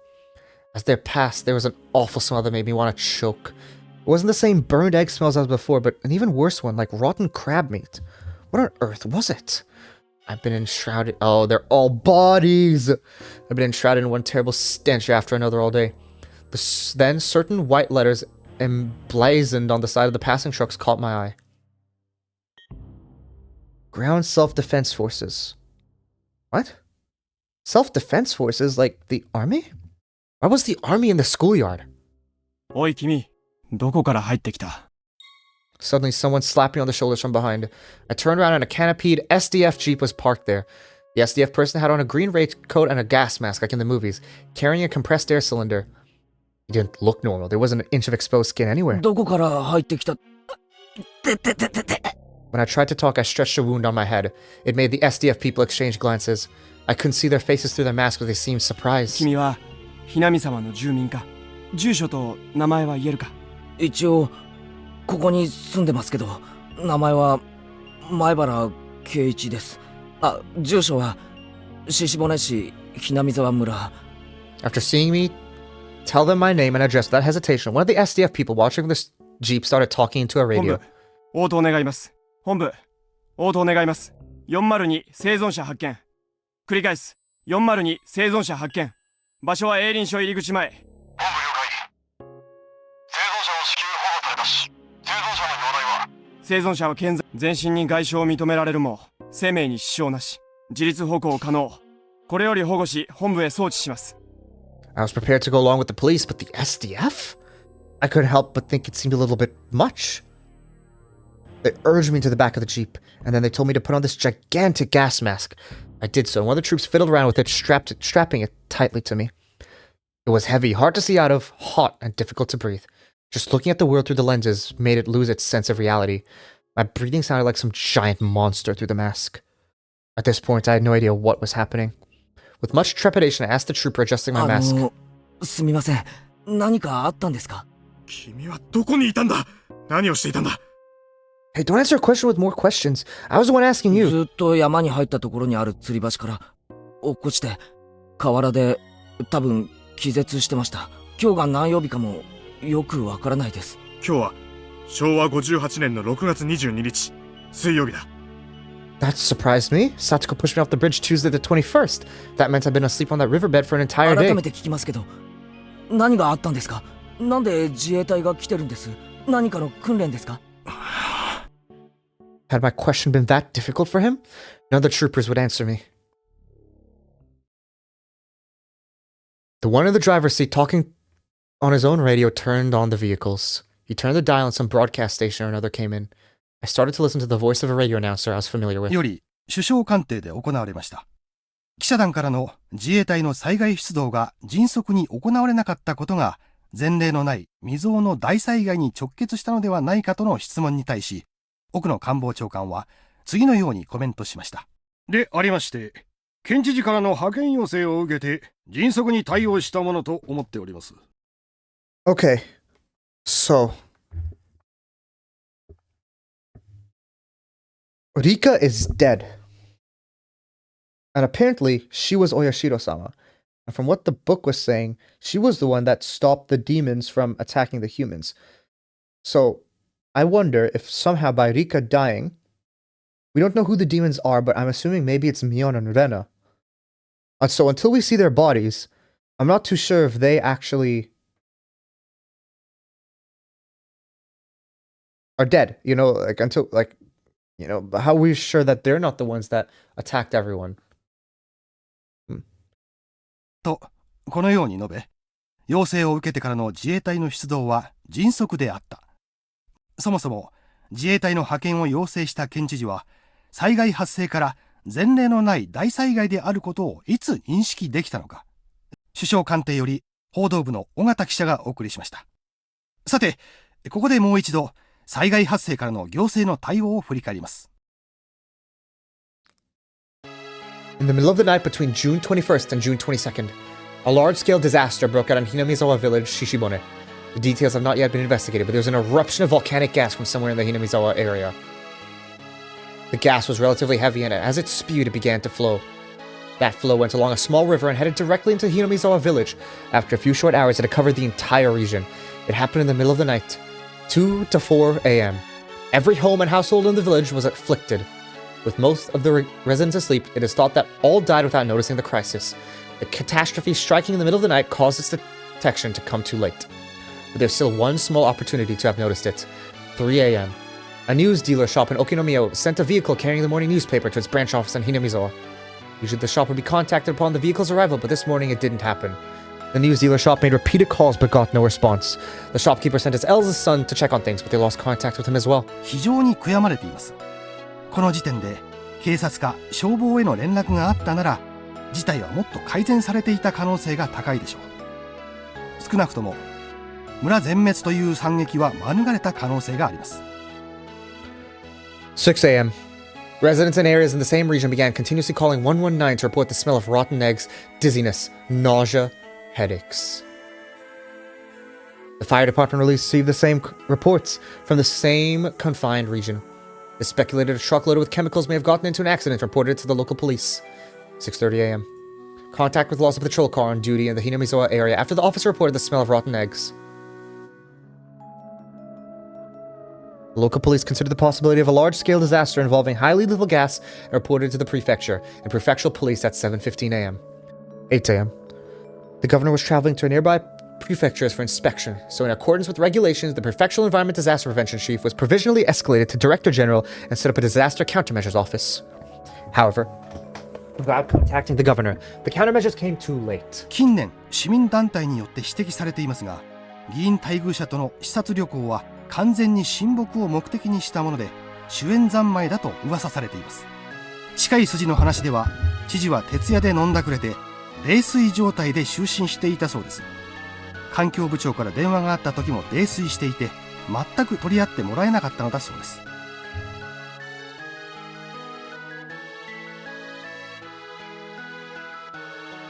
And so the authorities, in the hour or so it took for the governor to grasp the situation and sober up, did nothing but accumulate information. 知事は言うに及びませんが、知事不在時には本部長を務めることになる環境部長にも怠慢の責任が問われるでしょう。また県としても大災害を想定したマニュアルが用意されておらず、対応が常に後手に回ってしまったの I が wonder 致 if 命的でし Keiichi た。 did wish for Rika to die at some point that we didn't realize. Or like maybe don't remember. Maybe it was in passing.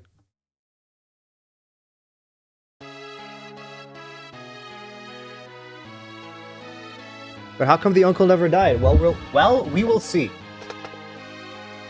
Oh, like if he wished him to die.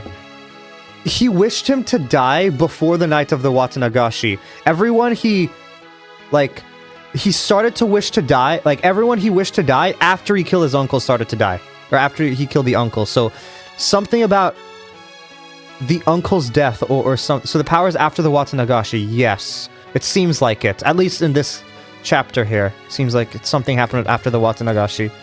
Or maybe it's like not even him that's causing it. Yeah.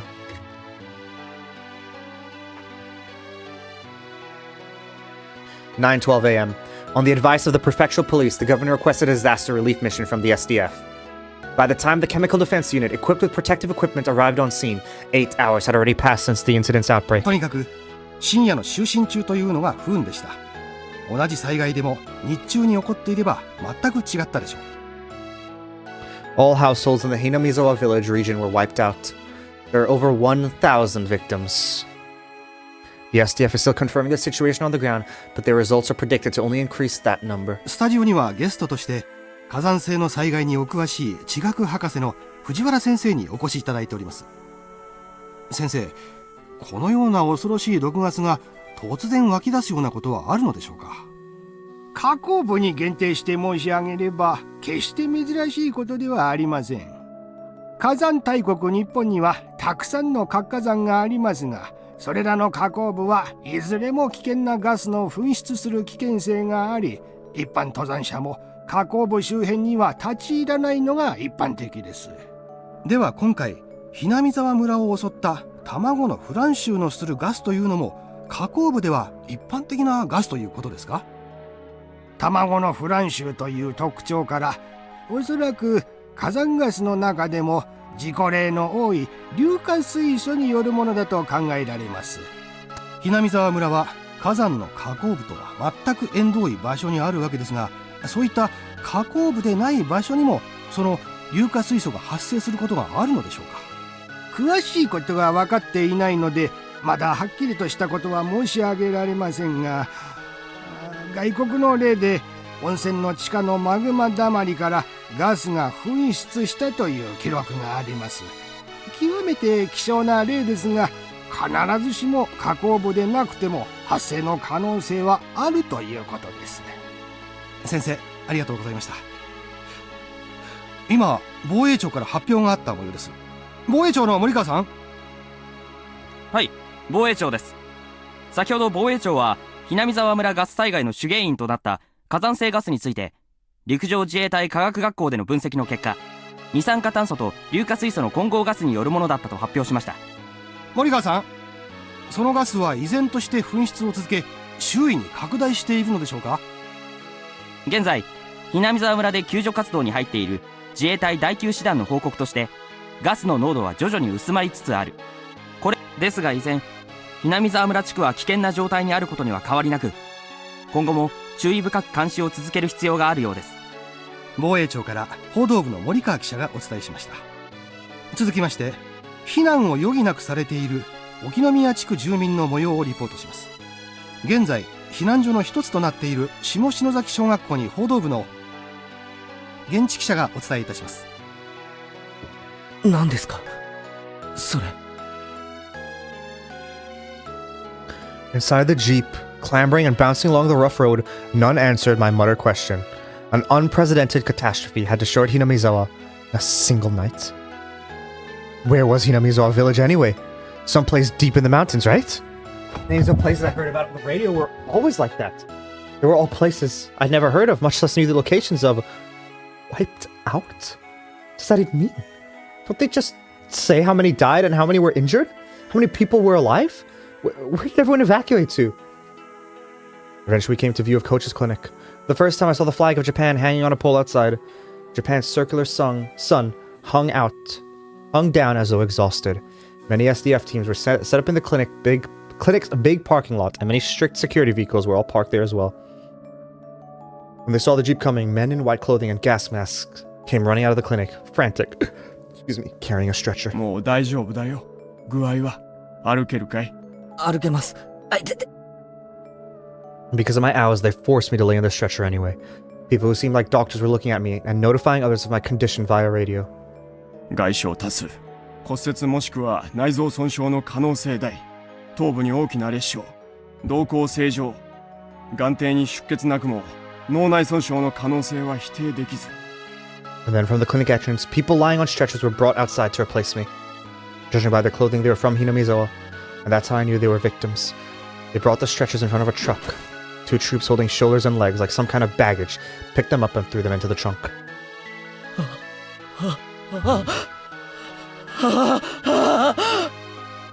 In the trunk of the truck, people's bodies piled in heaps. They were just like baggage, and that told me they were already nothing but shells.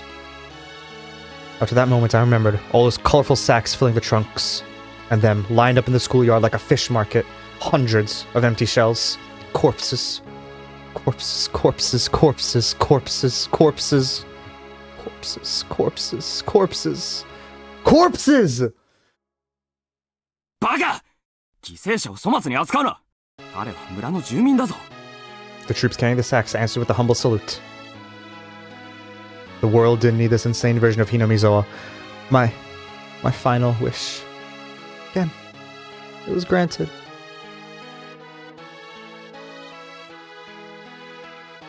I didn't understand anything anymore. None of it mattered. I wished I cursed, and then it happened the next day. Then please, tomorrow morning, let me die. That insane night, it's still going on. Please, please, just end it already.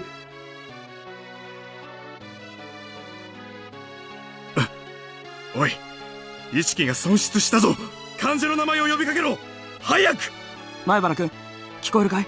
聞こえるなら瞬きでいいからしてくれ。前原くん、前原くん、前原くん。Suddenly, the world didn't matter to me anymore. I wasn't interested in their cries. 呼吸が停止したぞ。気道確保。人工呼吸。絶対に行かせ。畜生。畜生。もうこれ以上死者はごめんだぞ。死んでもいい命なんかないんだ。殺すな。殺すな。I could hear the voice of a man crying and screaming in my ears. Nobody deserves to die. Those words came from his heart. They were so commonplace, and they soaked into my heart too. Maybe it was a mistake to take someone's life, even if it was to save Satoko. If this is the price I had to pay, this horrible tragedy, and this is a little much, Oyashiro-sama. Why? Why did you never punish me? Come to think of it, Satoko said something. Oyashiro-sama's actual curse never goes for the target at first, but kills everyone they love before that. Oyashiro-sama's curse. It was a convenient excuse I told myself at the very end that it wasn't my curse that destroyed it, but Oyashiro-sama's. Given that I was in a stretcher, the next bit might have been obvious. Last of all, I realized one thing. Yeah. Today, I had not heard those footsteps following me. Even once. And now I was liberated. As the cries of the Higurashi I couldn't have been hearing filled my mind. Their tearful ensemble was the only funeral march I had. Liberation. Achievement unlocked. June 22nd, 1983. Early morning. A widespread disaster occurred in Hinamizawa Village, Shishibone Prefecture. Volcanic gas, carbon dioxide, and hydrogen sulfide erupted from Onigafuchi Swamp. From the swamp? One of the Hinamizawa area's water sources, and spread throughout the entire village. There were 1,200 victims. 20 have gone missing. The catastrophe was unprecedented, forcing local governments to evacuate approximately 600,000 people. According to later investigations, magma pools and hot springs were uncovered directly under Onigafuchi Swamp. Wow! That's crazy. And the gas that gushed from it was determined to be the cause of the disaster. In addition, directly after the incident broke out, many came forward claiming this disaster was a curse based in Hinamizawa village legends. first sparking a wave of chaos. There were apparently local legends of a curse spreading a miasma, destroying the village. And some scholars believe a similar gas disaster may have happened in the past and remained part of these legends. More extreme periodicals suggested it was an extension of the string of freak deaths incidents that have been happening in recent years in Hinamizawa village, stirring interesting theories about this curse of Oyashiro-sama. In addition, relatives of those in Hinamizawa village who escaped the disaster complained of sickness afterwards and were hospitalized. Similar to what? What did she say something similar to? All of this?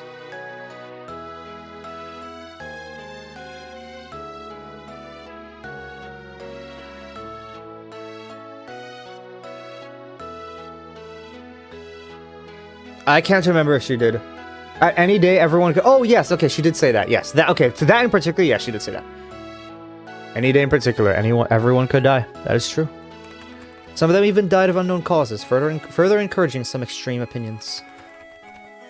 On top of that, several relatives professing to be possessed by Oyashiro-sama's curse committed suicide in strange ways, and the impact of the disaster had on the nation can no longer be ignored. Wild vision of terrible toxic gas sneaking around in the middle of the night, killing people spilled across the country, causing a steady stream of people complaining of insomnia, difficulty breathing, headaches, dizziness, etc. Some who identified themselves as being obsessed by it doing odd things. Most of these were mistakenly attributed by the tabloid press, but afterwards, some even began to call the mental issues arising from the Hinamizawa tragedy the Hinamizawa syndrome.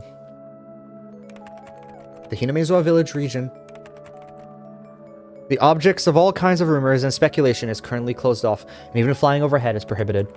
Prohibition was, at one point, undone as a result of a decrease in the gas's density, but that autumn, another gas burst was confirmed, leading to the area being cordoned off again.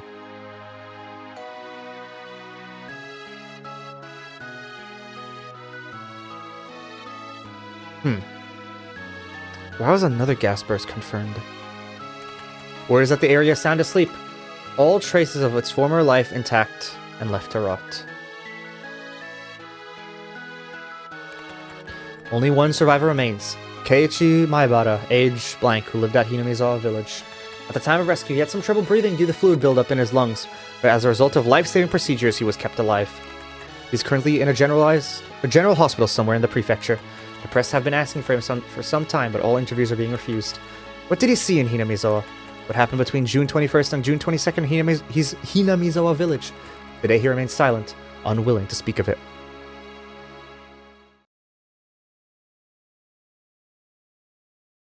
The Great Hinamizawa Disaster in Memoriam. I can see.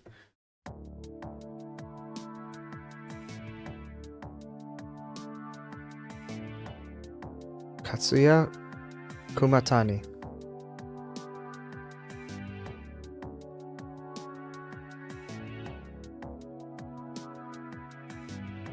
Oh yeah, okay. The first two. They were, they did die.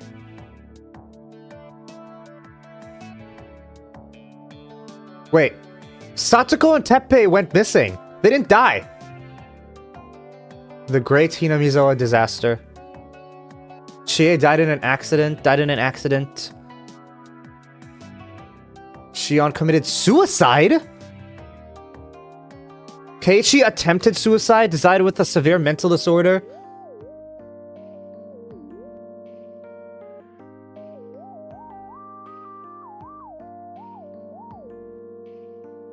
Huh.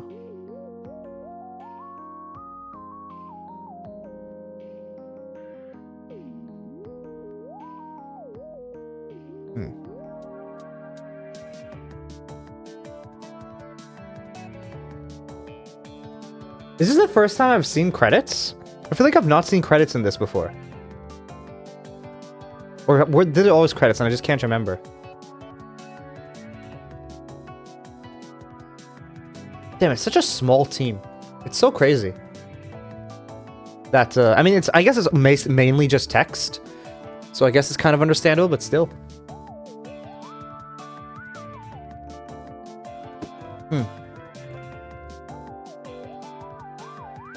Came in questions, left with questions. Well, this is the questions arc. First 4 chapters are all questions. It's the questions arc. So the next 4, or the last 4, from 5 to 8, will be Answers, allegedly. An elderly couple living in Osaka Prefecture discovered a cassette tape while organizing the possessions of their son, who passed away 8 years ago. Their son went missing when his fishing boat capsized in 1995. He was 47 at the time of his death. 8 years later, in 2003, they had begun to organize their son's remains in order to organize their minds, and came across the cassette tape in question. From 1975 to 1989. Okay, so yes, this takes effect. The things of Higurashi take place in 1983. So this is okay. The deceased had experienced working as a journalist for photography periodical, and this tape is thought to have been created during that time. The label on the tape read 11/28/1983 Keiichi Maibara. It's thought the tape was recorded during an interview with Keiichi Maibara, the only survivor of the Great Hinamizawa disaster that occurred in June of 1983. As the only person who lived through the disaster on the night of June 21, shrouded in mystery, many interested parties attempted to question him, but he never once spoke physically to anyone in a public place. Therefore, the tape caused quite a stir, possibly being of extremely high value. Click. なんだか録音されてると思うと、すごく喋りにくいですね。気にしない気にしない。ほら、こうすれば録音してるのも気にならないでしょ。After this, the sound quality dramatically decreases. Did he cover the recording device with something? じゃあ始めるね。まず最初の質問から。圭一君はあの大災害の夜どこにいたのかな？神社から裏に抜けて、ずっと林道を進んで、吊り橋があるんですよ。山に入る少し前に、そこから落ちて気を失ってました。それは大災害の夜、つまり21日から22日にかけての深夜のこと？いいえ、21日の火曜日の朝です。それで、次の日の昼間に目を覚ましたわけですから、1日半はそこで気を失ってたと思います。どうしてそんなところに？誰もが持つ疑問だけど、当日は平日で、しかも落ちた橋は君の家と学校からは大きく離れているよね。ざっくばらんに言って、君が大災害の発生を事前に知っていて、村から逃げる途中に吊り橋から落ちたんじゃないかっていう声もあるんだけど。冗談じゃないです。勝手なことを言わないでください。私も随分ひどい言い分だと思うよ。気を悪くしないでね。さて、次に圭一君が落ちたという吊り橋なんだけど、地図で言うとここだよね。神社の裏から林道を抜けて至る吊り橋というのは。多分。俺もあんまり行かないところなので自信はないですが。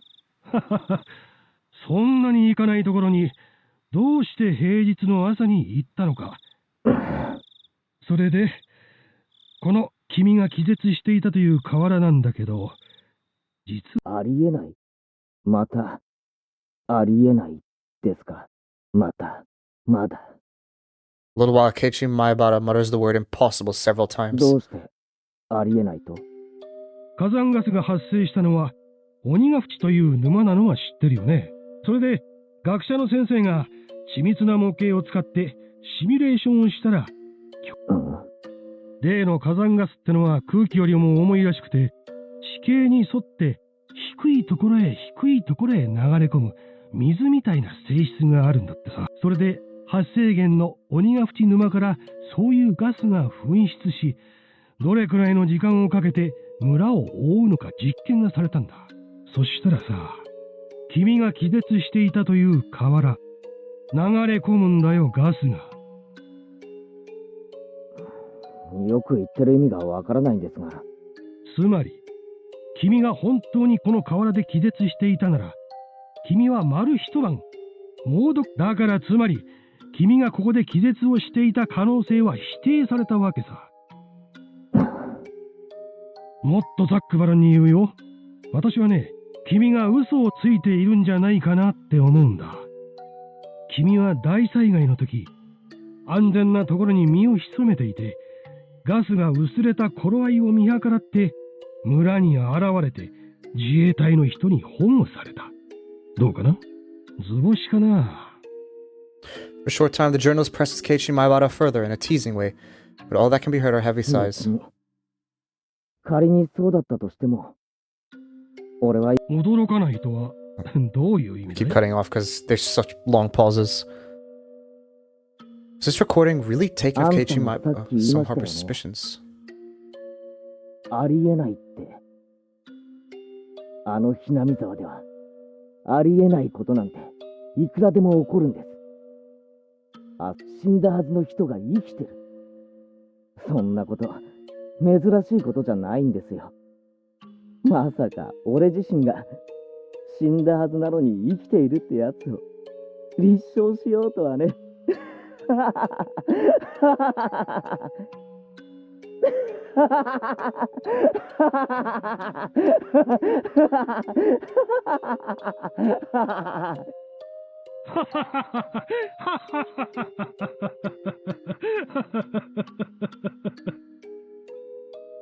The journalist and Keiichi Maibara both laughed for a while. To verify its authenticity, じゃあケイチ君、話を変えるよ。had the others in the Maibara family checked the tapes with his voice in it. However, the sound was not clear, and much time had passed. The relatives I checked with couldn't remember what he sounded like. I was unable to gain positive proof it was actually his voice. あの大災害が、ひなみ沢連続開始事件の5年目のたたりではないかという話についてはどう思う？いや、それはないですね。5年目のたたりは俺ですから。え？何のこと？何のことって、あんたの話に対する答えですよ。That's also remained regarding the date 11/28 written on the tape. 言っても信じないでしょうけど、俺が起こしたんです。俺がね、こんな村、丸ごと死んじまえって願ったから起こったんです。そりゃ、豪快な話だね。豪快？そういう面白い言い方もあるんですね。After Maibara Keiichi's failed suicide attempt on a certain August day, 2 months after the disaster, he was diagnosed with a mental disorder and transported to a treatment facility. あの時の俺にはね、何か神がかり的な力が宿ってたんですよ。そう。例えるなら、足音かな。足音？って、なんだいそれ。あんた、足音を聞いたこともないんですか？ペタペタ。ひたひた。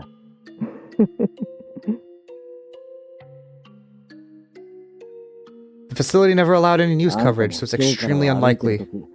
不意に立ち止まってみると面白いですよ。That a tape from the media dated after August 1983 would have its voice on it. それでね、自分がちゃんと立ち止まったにもかかわらず、気をつけた方がいいですよ。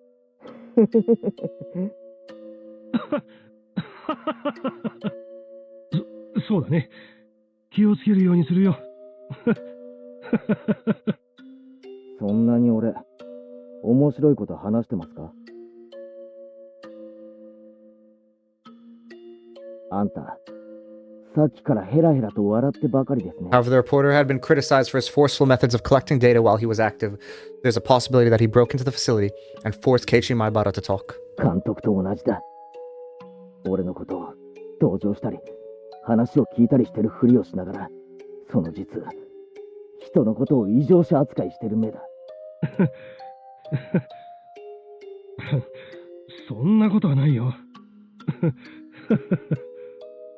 いや、俺にはわかるんです。あんたの目は監督と同じだ。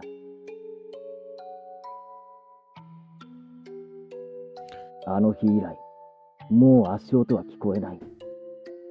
Is this truly Keiichi Maibara's voice? The authenticity of this recording is still wrapped in mystery. だから俺にはもう、あんな恐ろしい力は残ってないだろうけど、今ここでもう一度、あんたの死を願ってみるよ。俺に不愉快な話ばかりをする。そうだな。今回は一つ、死に方も決めてみようかな。高野さんは焼け死にだったから。じゃああんたは逆に水だ。水に溺れて死ぬってのはどうだい？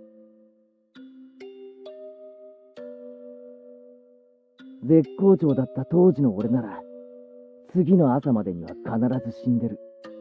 15 years after this tape was created, the reporter, just as Keiichi Maibara had predicted, died in an accident out on the sea. さてあんたは何日後に水で死ぬかな。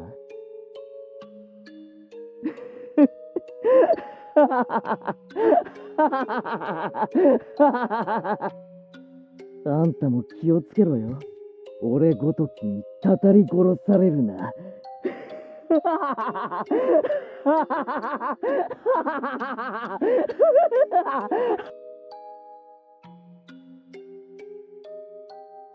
The recording ends in the middle of Keiichi Maibara's laughter. And Keiichi Maibara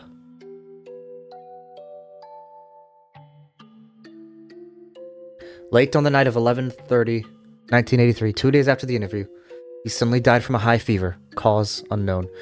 Records remain of the strange words he kept giving after pressing the call button the day before he died. An extra... 足音がまた一つ余計に。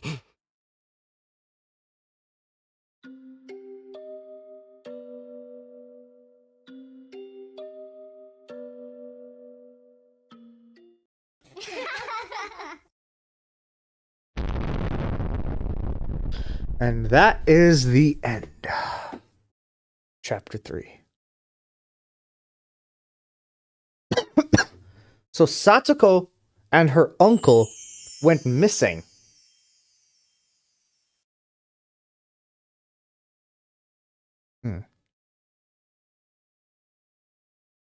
Sparkly, yep.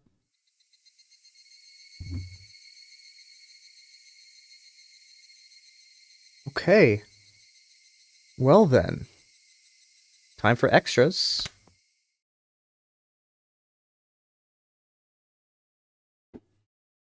Let's see what we got here. And now we're gonna have fun! Wow! 心に吸い、たたり殺しを最後までお楽しみいただき、誠にありがとうございました。これまでのシナリオとは少し違う雰囲気でお送りしましたが、いかがだったでしょうか？ Yeah. That was a really good chapter, Dine. I can see why you said it's your favorite. You know, you and Serpo say it's your favorite of the questions arc or questions thing. Yeah, that was really good. Rena is the mascot of 07. Okay. お楽しみいただけたなら幸いです。今回も胸のすくようなバッドエンドだったわね。私個人としては大災害が実際に起こった時の惨劇の描写も欲しかったところだけど、みんなの感想もそんなわけありませんでしたよ。またしても He's a freak. 大バッドエンド。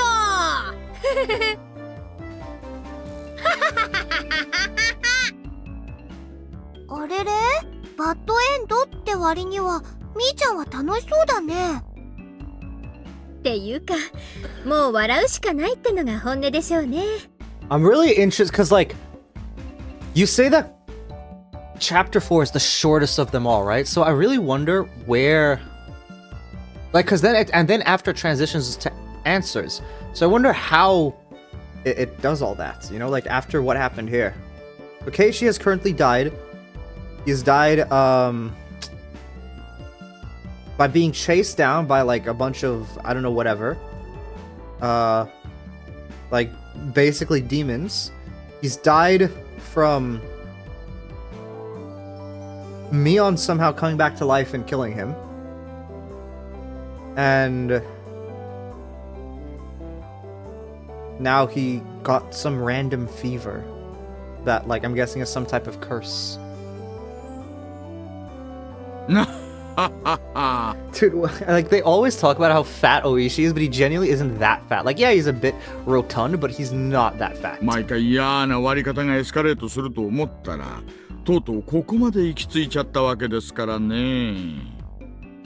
みんな仲良しで死んじゃったのですよ。仲良しなのです。ニパー。そういう見方もあるのかな。毎回死んでる僕はもうごめんだな。たまには死なずにエンドを迎えたいね。True, Tomitake. 富武さんって時報みたいな役割なんですよね。富武さんが死んだら、あ、後半戦 It's 突入 actually だ。 true though, but this time it was less than half. Like the halfway point passed earlier. みたいな。さて、ではここで今回の会合に改めてご参加いただく皆さんです。拍手でお迎えください。まずは監督こと入江京介さん。ご紹介に預かりまして光栄です。どうもどうも。脇役だったわけですが、トータルで見てみるとかなり美味しい役だったなぁなんて思ってます。 I feel like he's gonna be way more important if he has a 本当ですわ portrait. ね。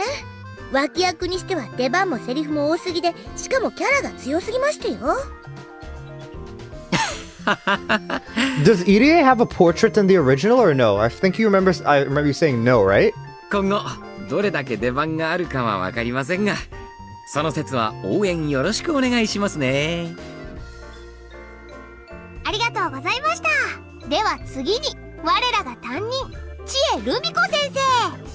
Did Chie debut her model or like, her thing in this chapter? It feels like we've seen her for forever.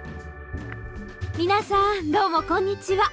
いろいろと登場シーンもあったのですが、今回カレー勝負で目立つシーンをいただきまして、カレーをバカにする人は許せません。誰もバカになんてしていませんよ。あ、知恵先生に席を空けてあげてください。さて、これでとりあえず全員揃ったね。レナ、また乾杯を Wait よ a ろしくね。 second, there's one more person with a model. Where's the baseball dude? He has a model as well. では皆さん、各卓のコップをお持ちになってください。お飲み物はいろいろありますよ。本当にお疲れ様会も賑やかになりましたね。今何人ぐらいいるんです？私たちを加えて多分10人くらいはいると思います。未成年人と成年人の人数比が Now こ we れで finally や have っ the と same 互角 number か of な。 minors and adults. I guess that's a good thing, but I feel like there's gonna be more minors. これで胸を張ってアルコールが飲めるね。ビールって Tal is now disappointed. Listen, you're the one who were talking about Shion, okay? Not me. 七不思議の一つよね。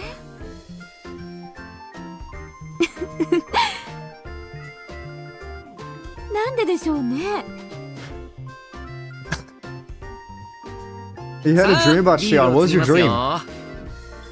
1,2,3,4,5,6あれ大人は6人でしたっけ？僕も泡麦茶がいいのです。リカちゃんもお酒はダ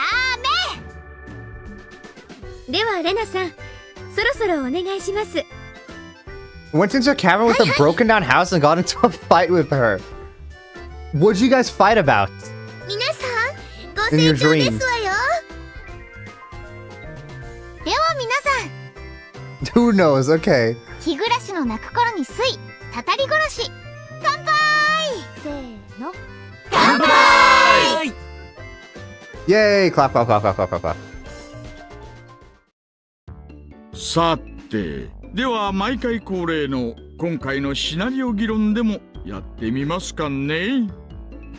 とは言ったものの、今回のシナリオもケムに巻かれっぱなし。 So was she in the broken down house already, or did she go with you in the broken down house? Then you guys fought. 意見のある方は挙手をお願いしますね。お、 She was living there. I see. Okay.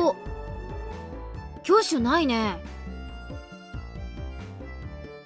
じゃあ私が先陣を切ろうかしら。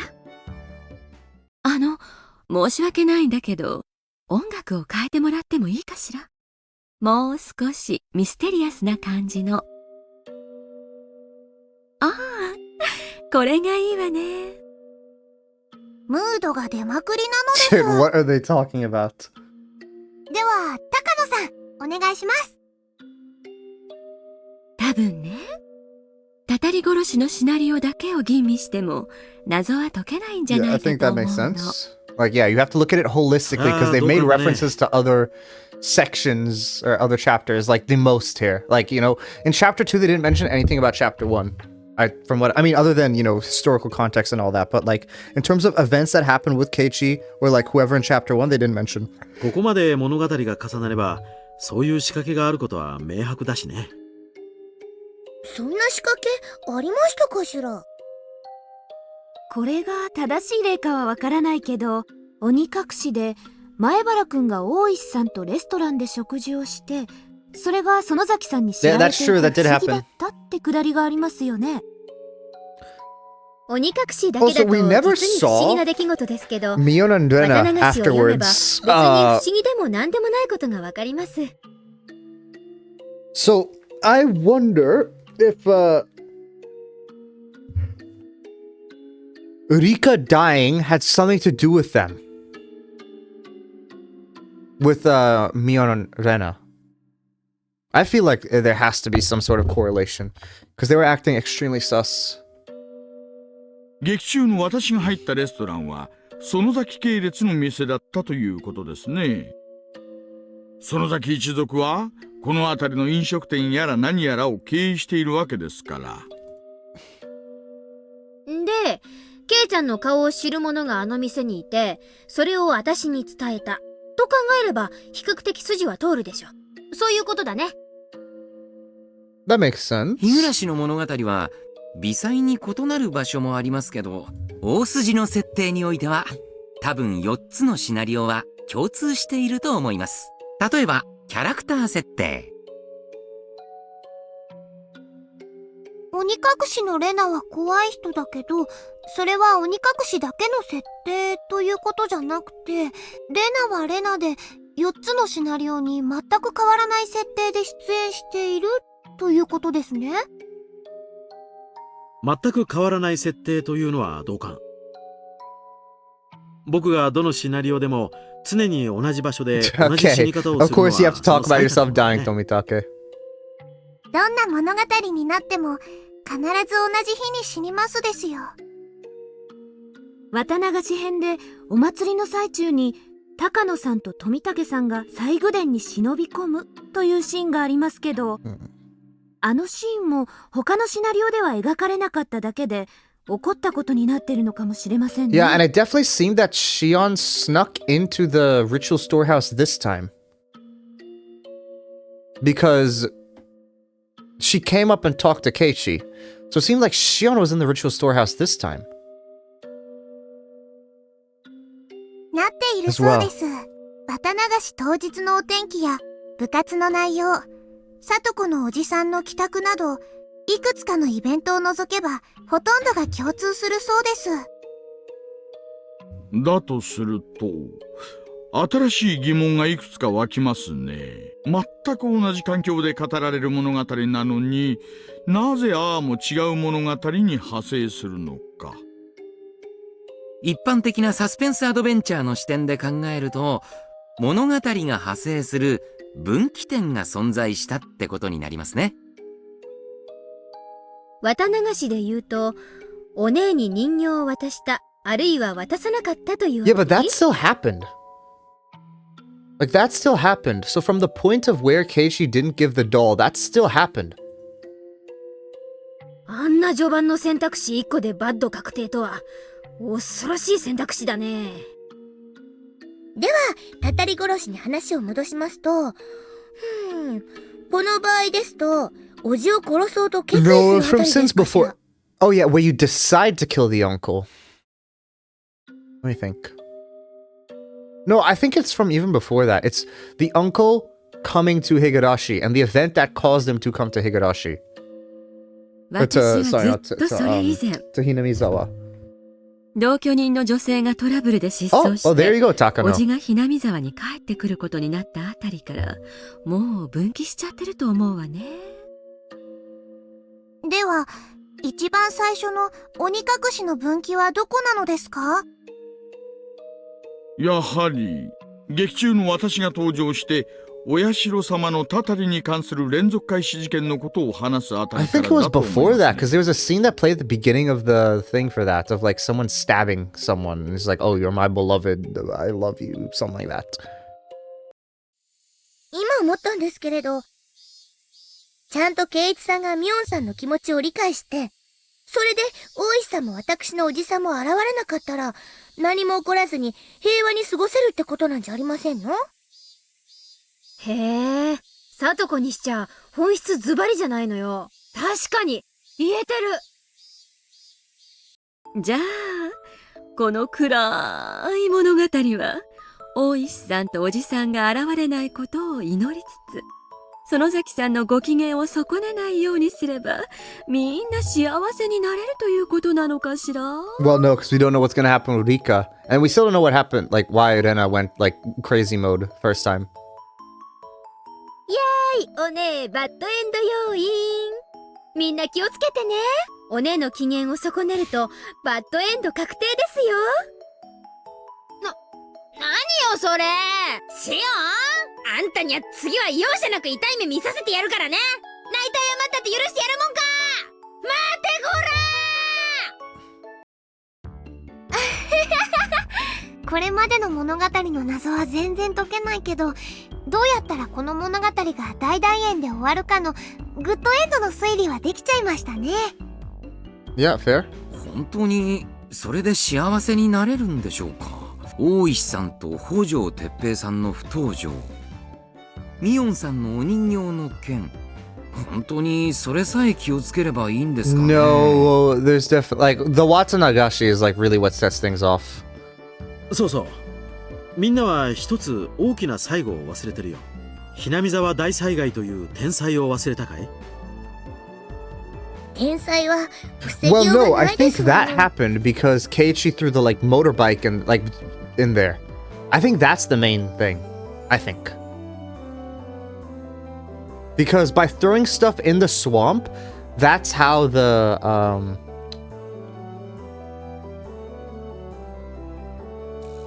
that's how like I'm guessing the gases or whatever get released by like messing with it. If you leave it alone, then nothing's gonna happen. 村のみんなにガスマスクを配って引っ越しでもしますの？あれはきっとお社様のたたりな I のです。 just thought about it. How many days after the Watanagashi? Was it Satsuko's birthday that day? Or what did the great Hinamizawa disaster happen on her birthday? だからお社様を怒らせないようにしなければならないのですよ。なははは。ややこしい話になってきましたね。つまりお社様も怒らせてはダメと。お社様を怒らせないためにはどうすればいいのでしたっけ？ダムの計画そのものがきっとダメなんでしょうね。ダム計画がそもそもなければよかったんじゃないでしょうか。 That could be your case. それは難しいわよね。だとしたらお怒りになったお社様を鎮める儀式が必要ね。鬼ヶ淵の沼に捧げ物を鎮めるあの儀式ですね。捧げ物って何をお社様に捧げるって言うんですか？そりゃあ決まってるでしょう。どんな分岐にも関係なく、話の流れから脱落が確定している人だよ。どうせ死ぬならひなみ沢のための人柱になってもらわなくちゃね。Well, Takano's そ always の脱落が確定している人ってやっぱり僕の Takano's always also meant to die. Could be her. Okay, there it is. やっぱり二郎さんはこの物語に欠かせない重要な But 役 now we 割 know の that 人だ Takano と信じて doesn't たわ。 like is there in the night of the the Watanagashi. お役目を So 立派に果た that's してちょうだい very ね。 interesting to me. これで今度こそグッドエンドの大団円シナリオの青写真ができましたね。せっかくだからちょっとやってみましょうか。役者は全員揃ってることですしね。First, we stop Uncle Hojo, whose lover ran out on him from returning to Hinamizawa. いやー、私が北条おじですよ。はいはーい。行き場早くひなみ沢に帰ってさとこちゃんをお持ち帰りしてじっくり教 What 育。 is this? 未来はご奉仕メイドです What よ。 is this? ではひなみ沢にバイクで帰りますか。キーを入れてカチッ Not that. カチッ。 Kaboom. 成敗。怪人に規制でございますわよ。さとこちゃん、火薬の量多す Where ぎ did じ she ゃな even いか get な。 gunpowder from? I hope Coach is alright. Sweat. Next, we stop Oishi from showing up. 今度 Dude, は私 is で the す。 car going to blow up? 私の名前はクラウド大石。ジャジーでブルースな感じがだいぶイケてるナイスミドルですよ。 Do you agree with that, Diana? Kaboom! Yeah! 成敗なのです。 Why are you coming in, Rika? そして忘れちゃいけないのがお姉へのアフターフォロー。ささお姉、可愛らしいお人形さんですよ。よかったでちゅね。なんだか納得いかない。 Yeah, I agree. で最後にお社様の怒りを鎮めなくちゃならないと。では最後のお役目よろしくね。踏んじばってすまきにして吊るして。 Dude, what are you saying, Oishi? That's like an act that you... Okay, sure. 3日かけて沈めるんでしたっけ？面倒くさいですからここは一気に行っちゃいましょう。ガボガボガボガボガボ。 What?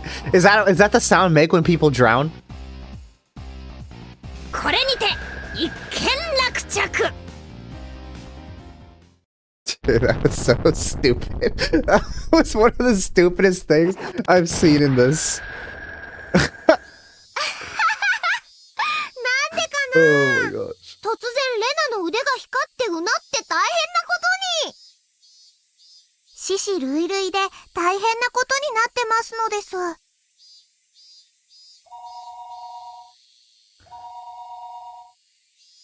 あれ、電話だ。もしもし。あ、ケイチくん、お疲れ様です。おうおう、相変わらず大盛り上がりみたいじゃねえか。 How can you tell? こっちは次回の台本読みで相変わらず忙しいってのね。 Keiichi should have a model. まあいいや。今日の俺は機嫌がいいから嫌味はなしにしてやるぜ。シオンはいるか？もう行っちまってもいいんじゃないか？あれ。あれ、今ここで発表しちゃうんですか？とはいえもうすでに分かってる人たちもいるでしょうけど、まあいいか。シオンさんとケイチさんの二人っきりの秘密ですって？何よそれ。聞いてない。 Y'all need to stop making it so obvious. Okay, Kei-chan, let's say it at the same time. 1, 2, 3.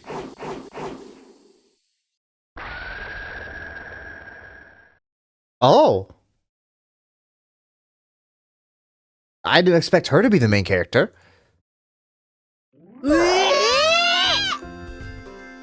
まあつまりはそういうことです。初登場以来ダントツの人気ナンバーワン。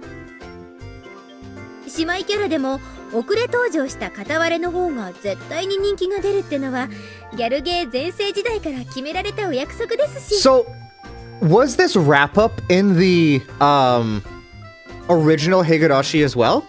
Or no? Like this, yeah, was this wrap up the exact same in the original? Like when the game first believed so? Okay. わけわかんねえことはどうでもいいよ。とにかく俺はそのシナリオでは主人公のお役ごめん。風の噂じゃ俺のボイスを超えてるとか。へっへん。俺の苦労を。まあケイちゃんのボイス数は異常ですから、 She was the MC 他 of のシナリオ 5. に入れるようになればすぐに逆転されるでしょうけど、まあ園崎姉妹の実力ってやつをとくと皆さんにお見せして差し上げますよ。 Tell you what 4いい is? んですの、シオンさん。 I was assuming it was gonna be Rika, but if it's not, then yeah, you can tell me. I mean, we're gonna see it next thing, so it's okay. 主人公は毎回ろくでもない最後を迎えると決まってましたよ。まあこれまではね。でもね、次回からは必ずしもそうはならないんですよね。日暮の泣く頃に水も今回のたたり殺しと外伝の染め写しで一区切り。Yeah, the main character of the next story. ミステリアスな謎を次々と提示してきた出題編はここで折り返しになり、次の章からはこれまでの謎に挑み、そしてさらなるドラマの幕開けとなります。That shows Hinamizawa in the late 70s. I see. Okay. つまり私が名探偵になって理不尽な謎をバスバス解決していく痛快ストーリーなわけです。今のうちから決め台詞を考えておかないとね。あなたを見たいな。What? 納得いかない、納得いかない。御三家の秘密に近づきすぎて閉じ込められていたぶられて悲惨な最後を遂げる役に決まってる。お姉こそ私に全ての謎と秘密をカンパされて謝罪の言葉を口にしながら自害なされる心の準備は OK です。お社様のたたりの可能性はなしなのですか？さて、そのしーちゃんが主役の目明かしに進むためには新しい Wait, so 警 late 察資料が 70s, 必 so that 要 means で these す。 guys are alive at this time. They're just very, very young. 初めからを選んでゲームを開始すると主人公にシオンが追加されているので、それを選んで進めてください。鬼隠し、綿流し、そしてたたり殺し、この3つのシナリオを重ね透かして皆さんにはどんな真実が見えてくるでしょうか。推理はまとまるどころかますます煙に巻かれていくだけ。レナも全然わからないです。For all of you warriors who never yielded to these 3 mysteries and kept on fighting, present you with our one final scenario as thanks for your enthusiasm, one which we never originally planned on giving to you. Please enjoy it. Oh, that's cool. So it's like an extra thing that they, and I guess now with Umineko, maybe they like, you know, like have something similar as well. Okay, but yeah, that's pretty cool. With that, that is the end of Tatarigoroshi. Very cool. Enjoyed it. It was very, very good. Definitely. It is the, like, I was already, you know, interested in seeing where Higurashi was going, you know, but this is definitely the one that has hooked me the most, easily. In terms of like, damn, wait, I have to find out. So yeah, with that, tomorrow, I might be able to stream a long stream, but we'll see, because I still have work tomorrow, but we'll see what happens. Yeah. Hope you enjoy the rest of your night, Diana. And, yeah. Next time, we'll be... If it's a long stream, then we'll be doing... If it's a long stream, then we'll be doing the next one, next chapter, chapter 4, which is called Himatsubushi. But if it's not that, then we'll be doing Dredge. So, yeah. I like 4. I know, yeah, you said you like 4, but you also said it's very short, so I guess that's, you know, why they don't have it. But yeah, thank you for everyone who stopped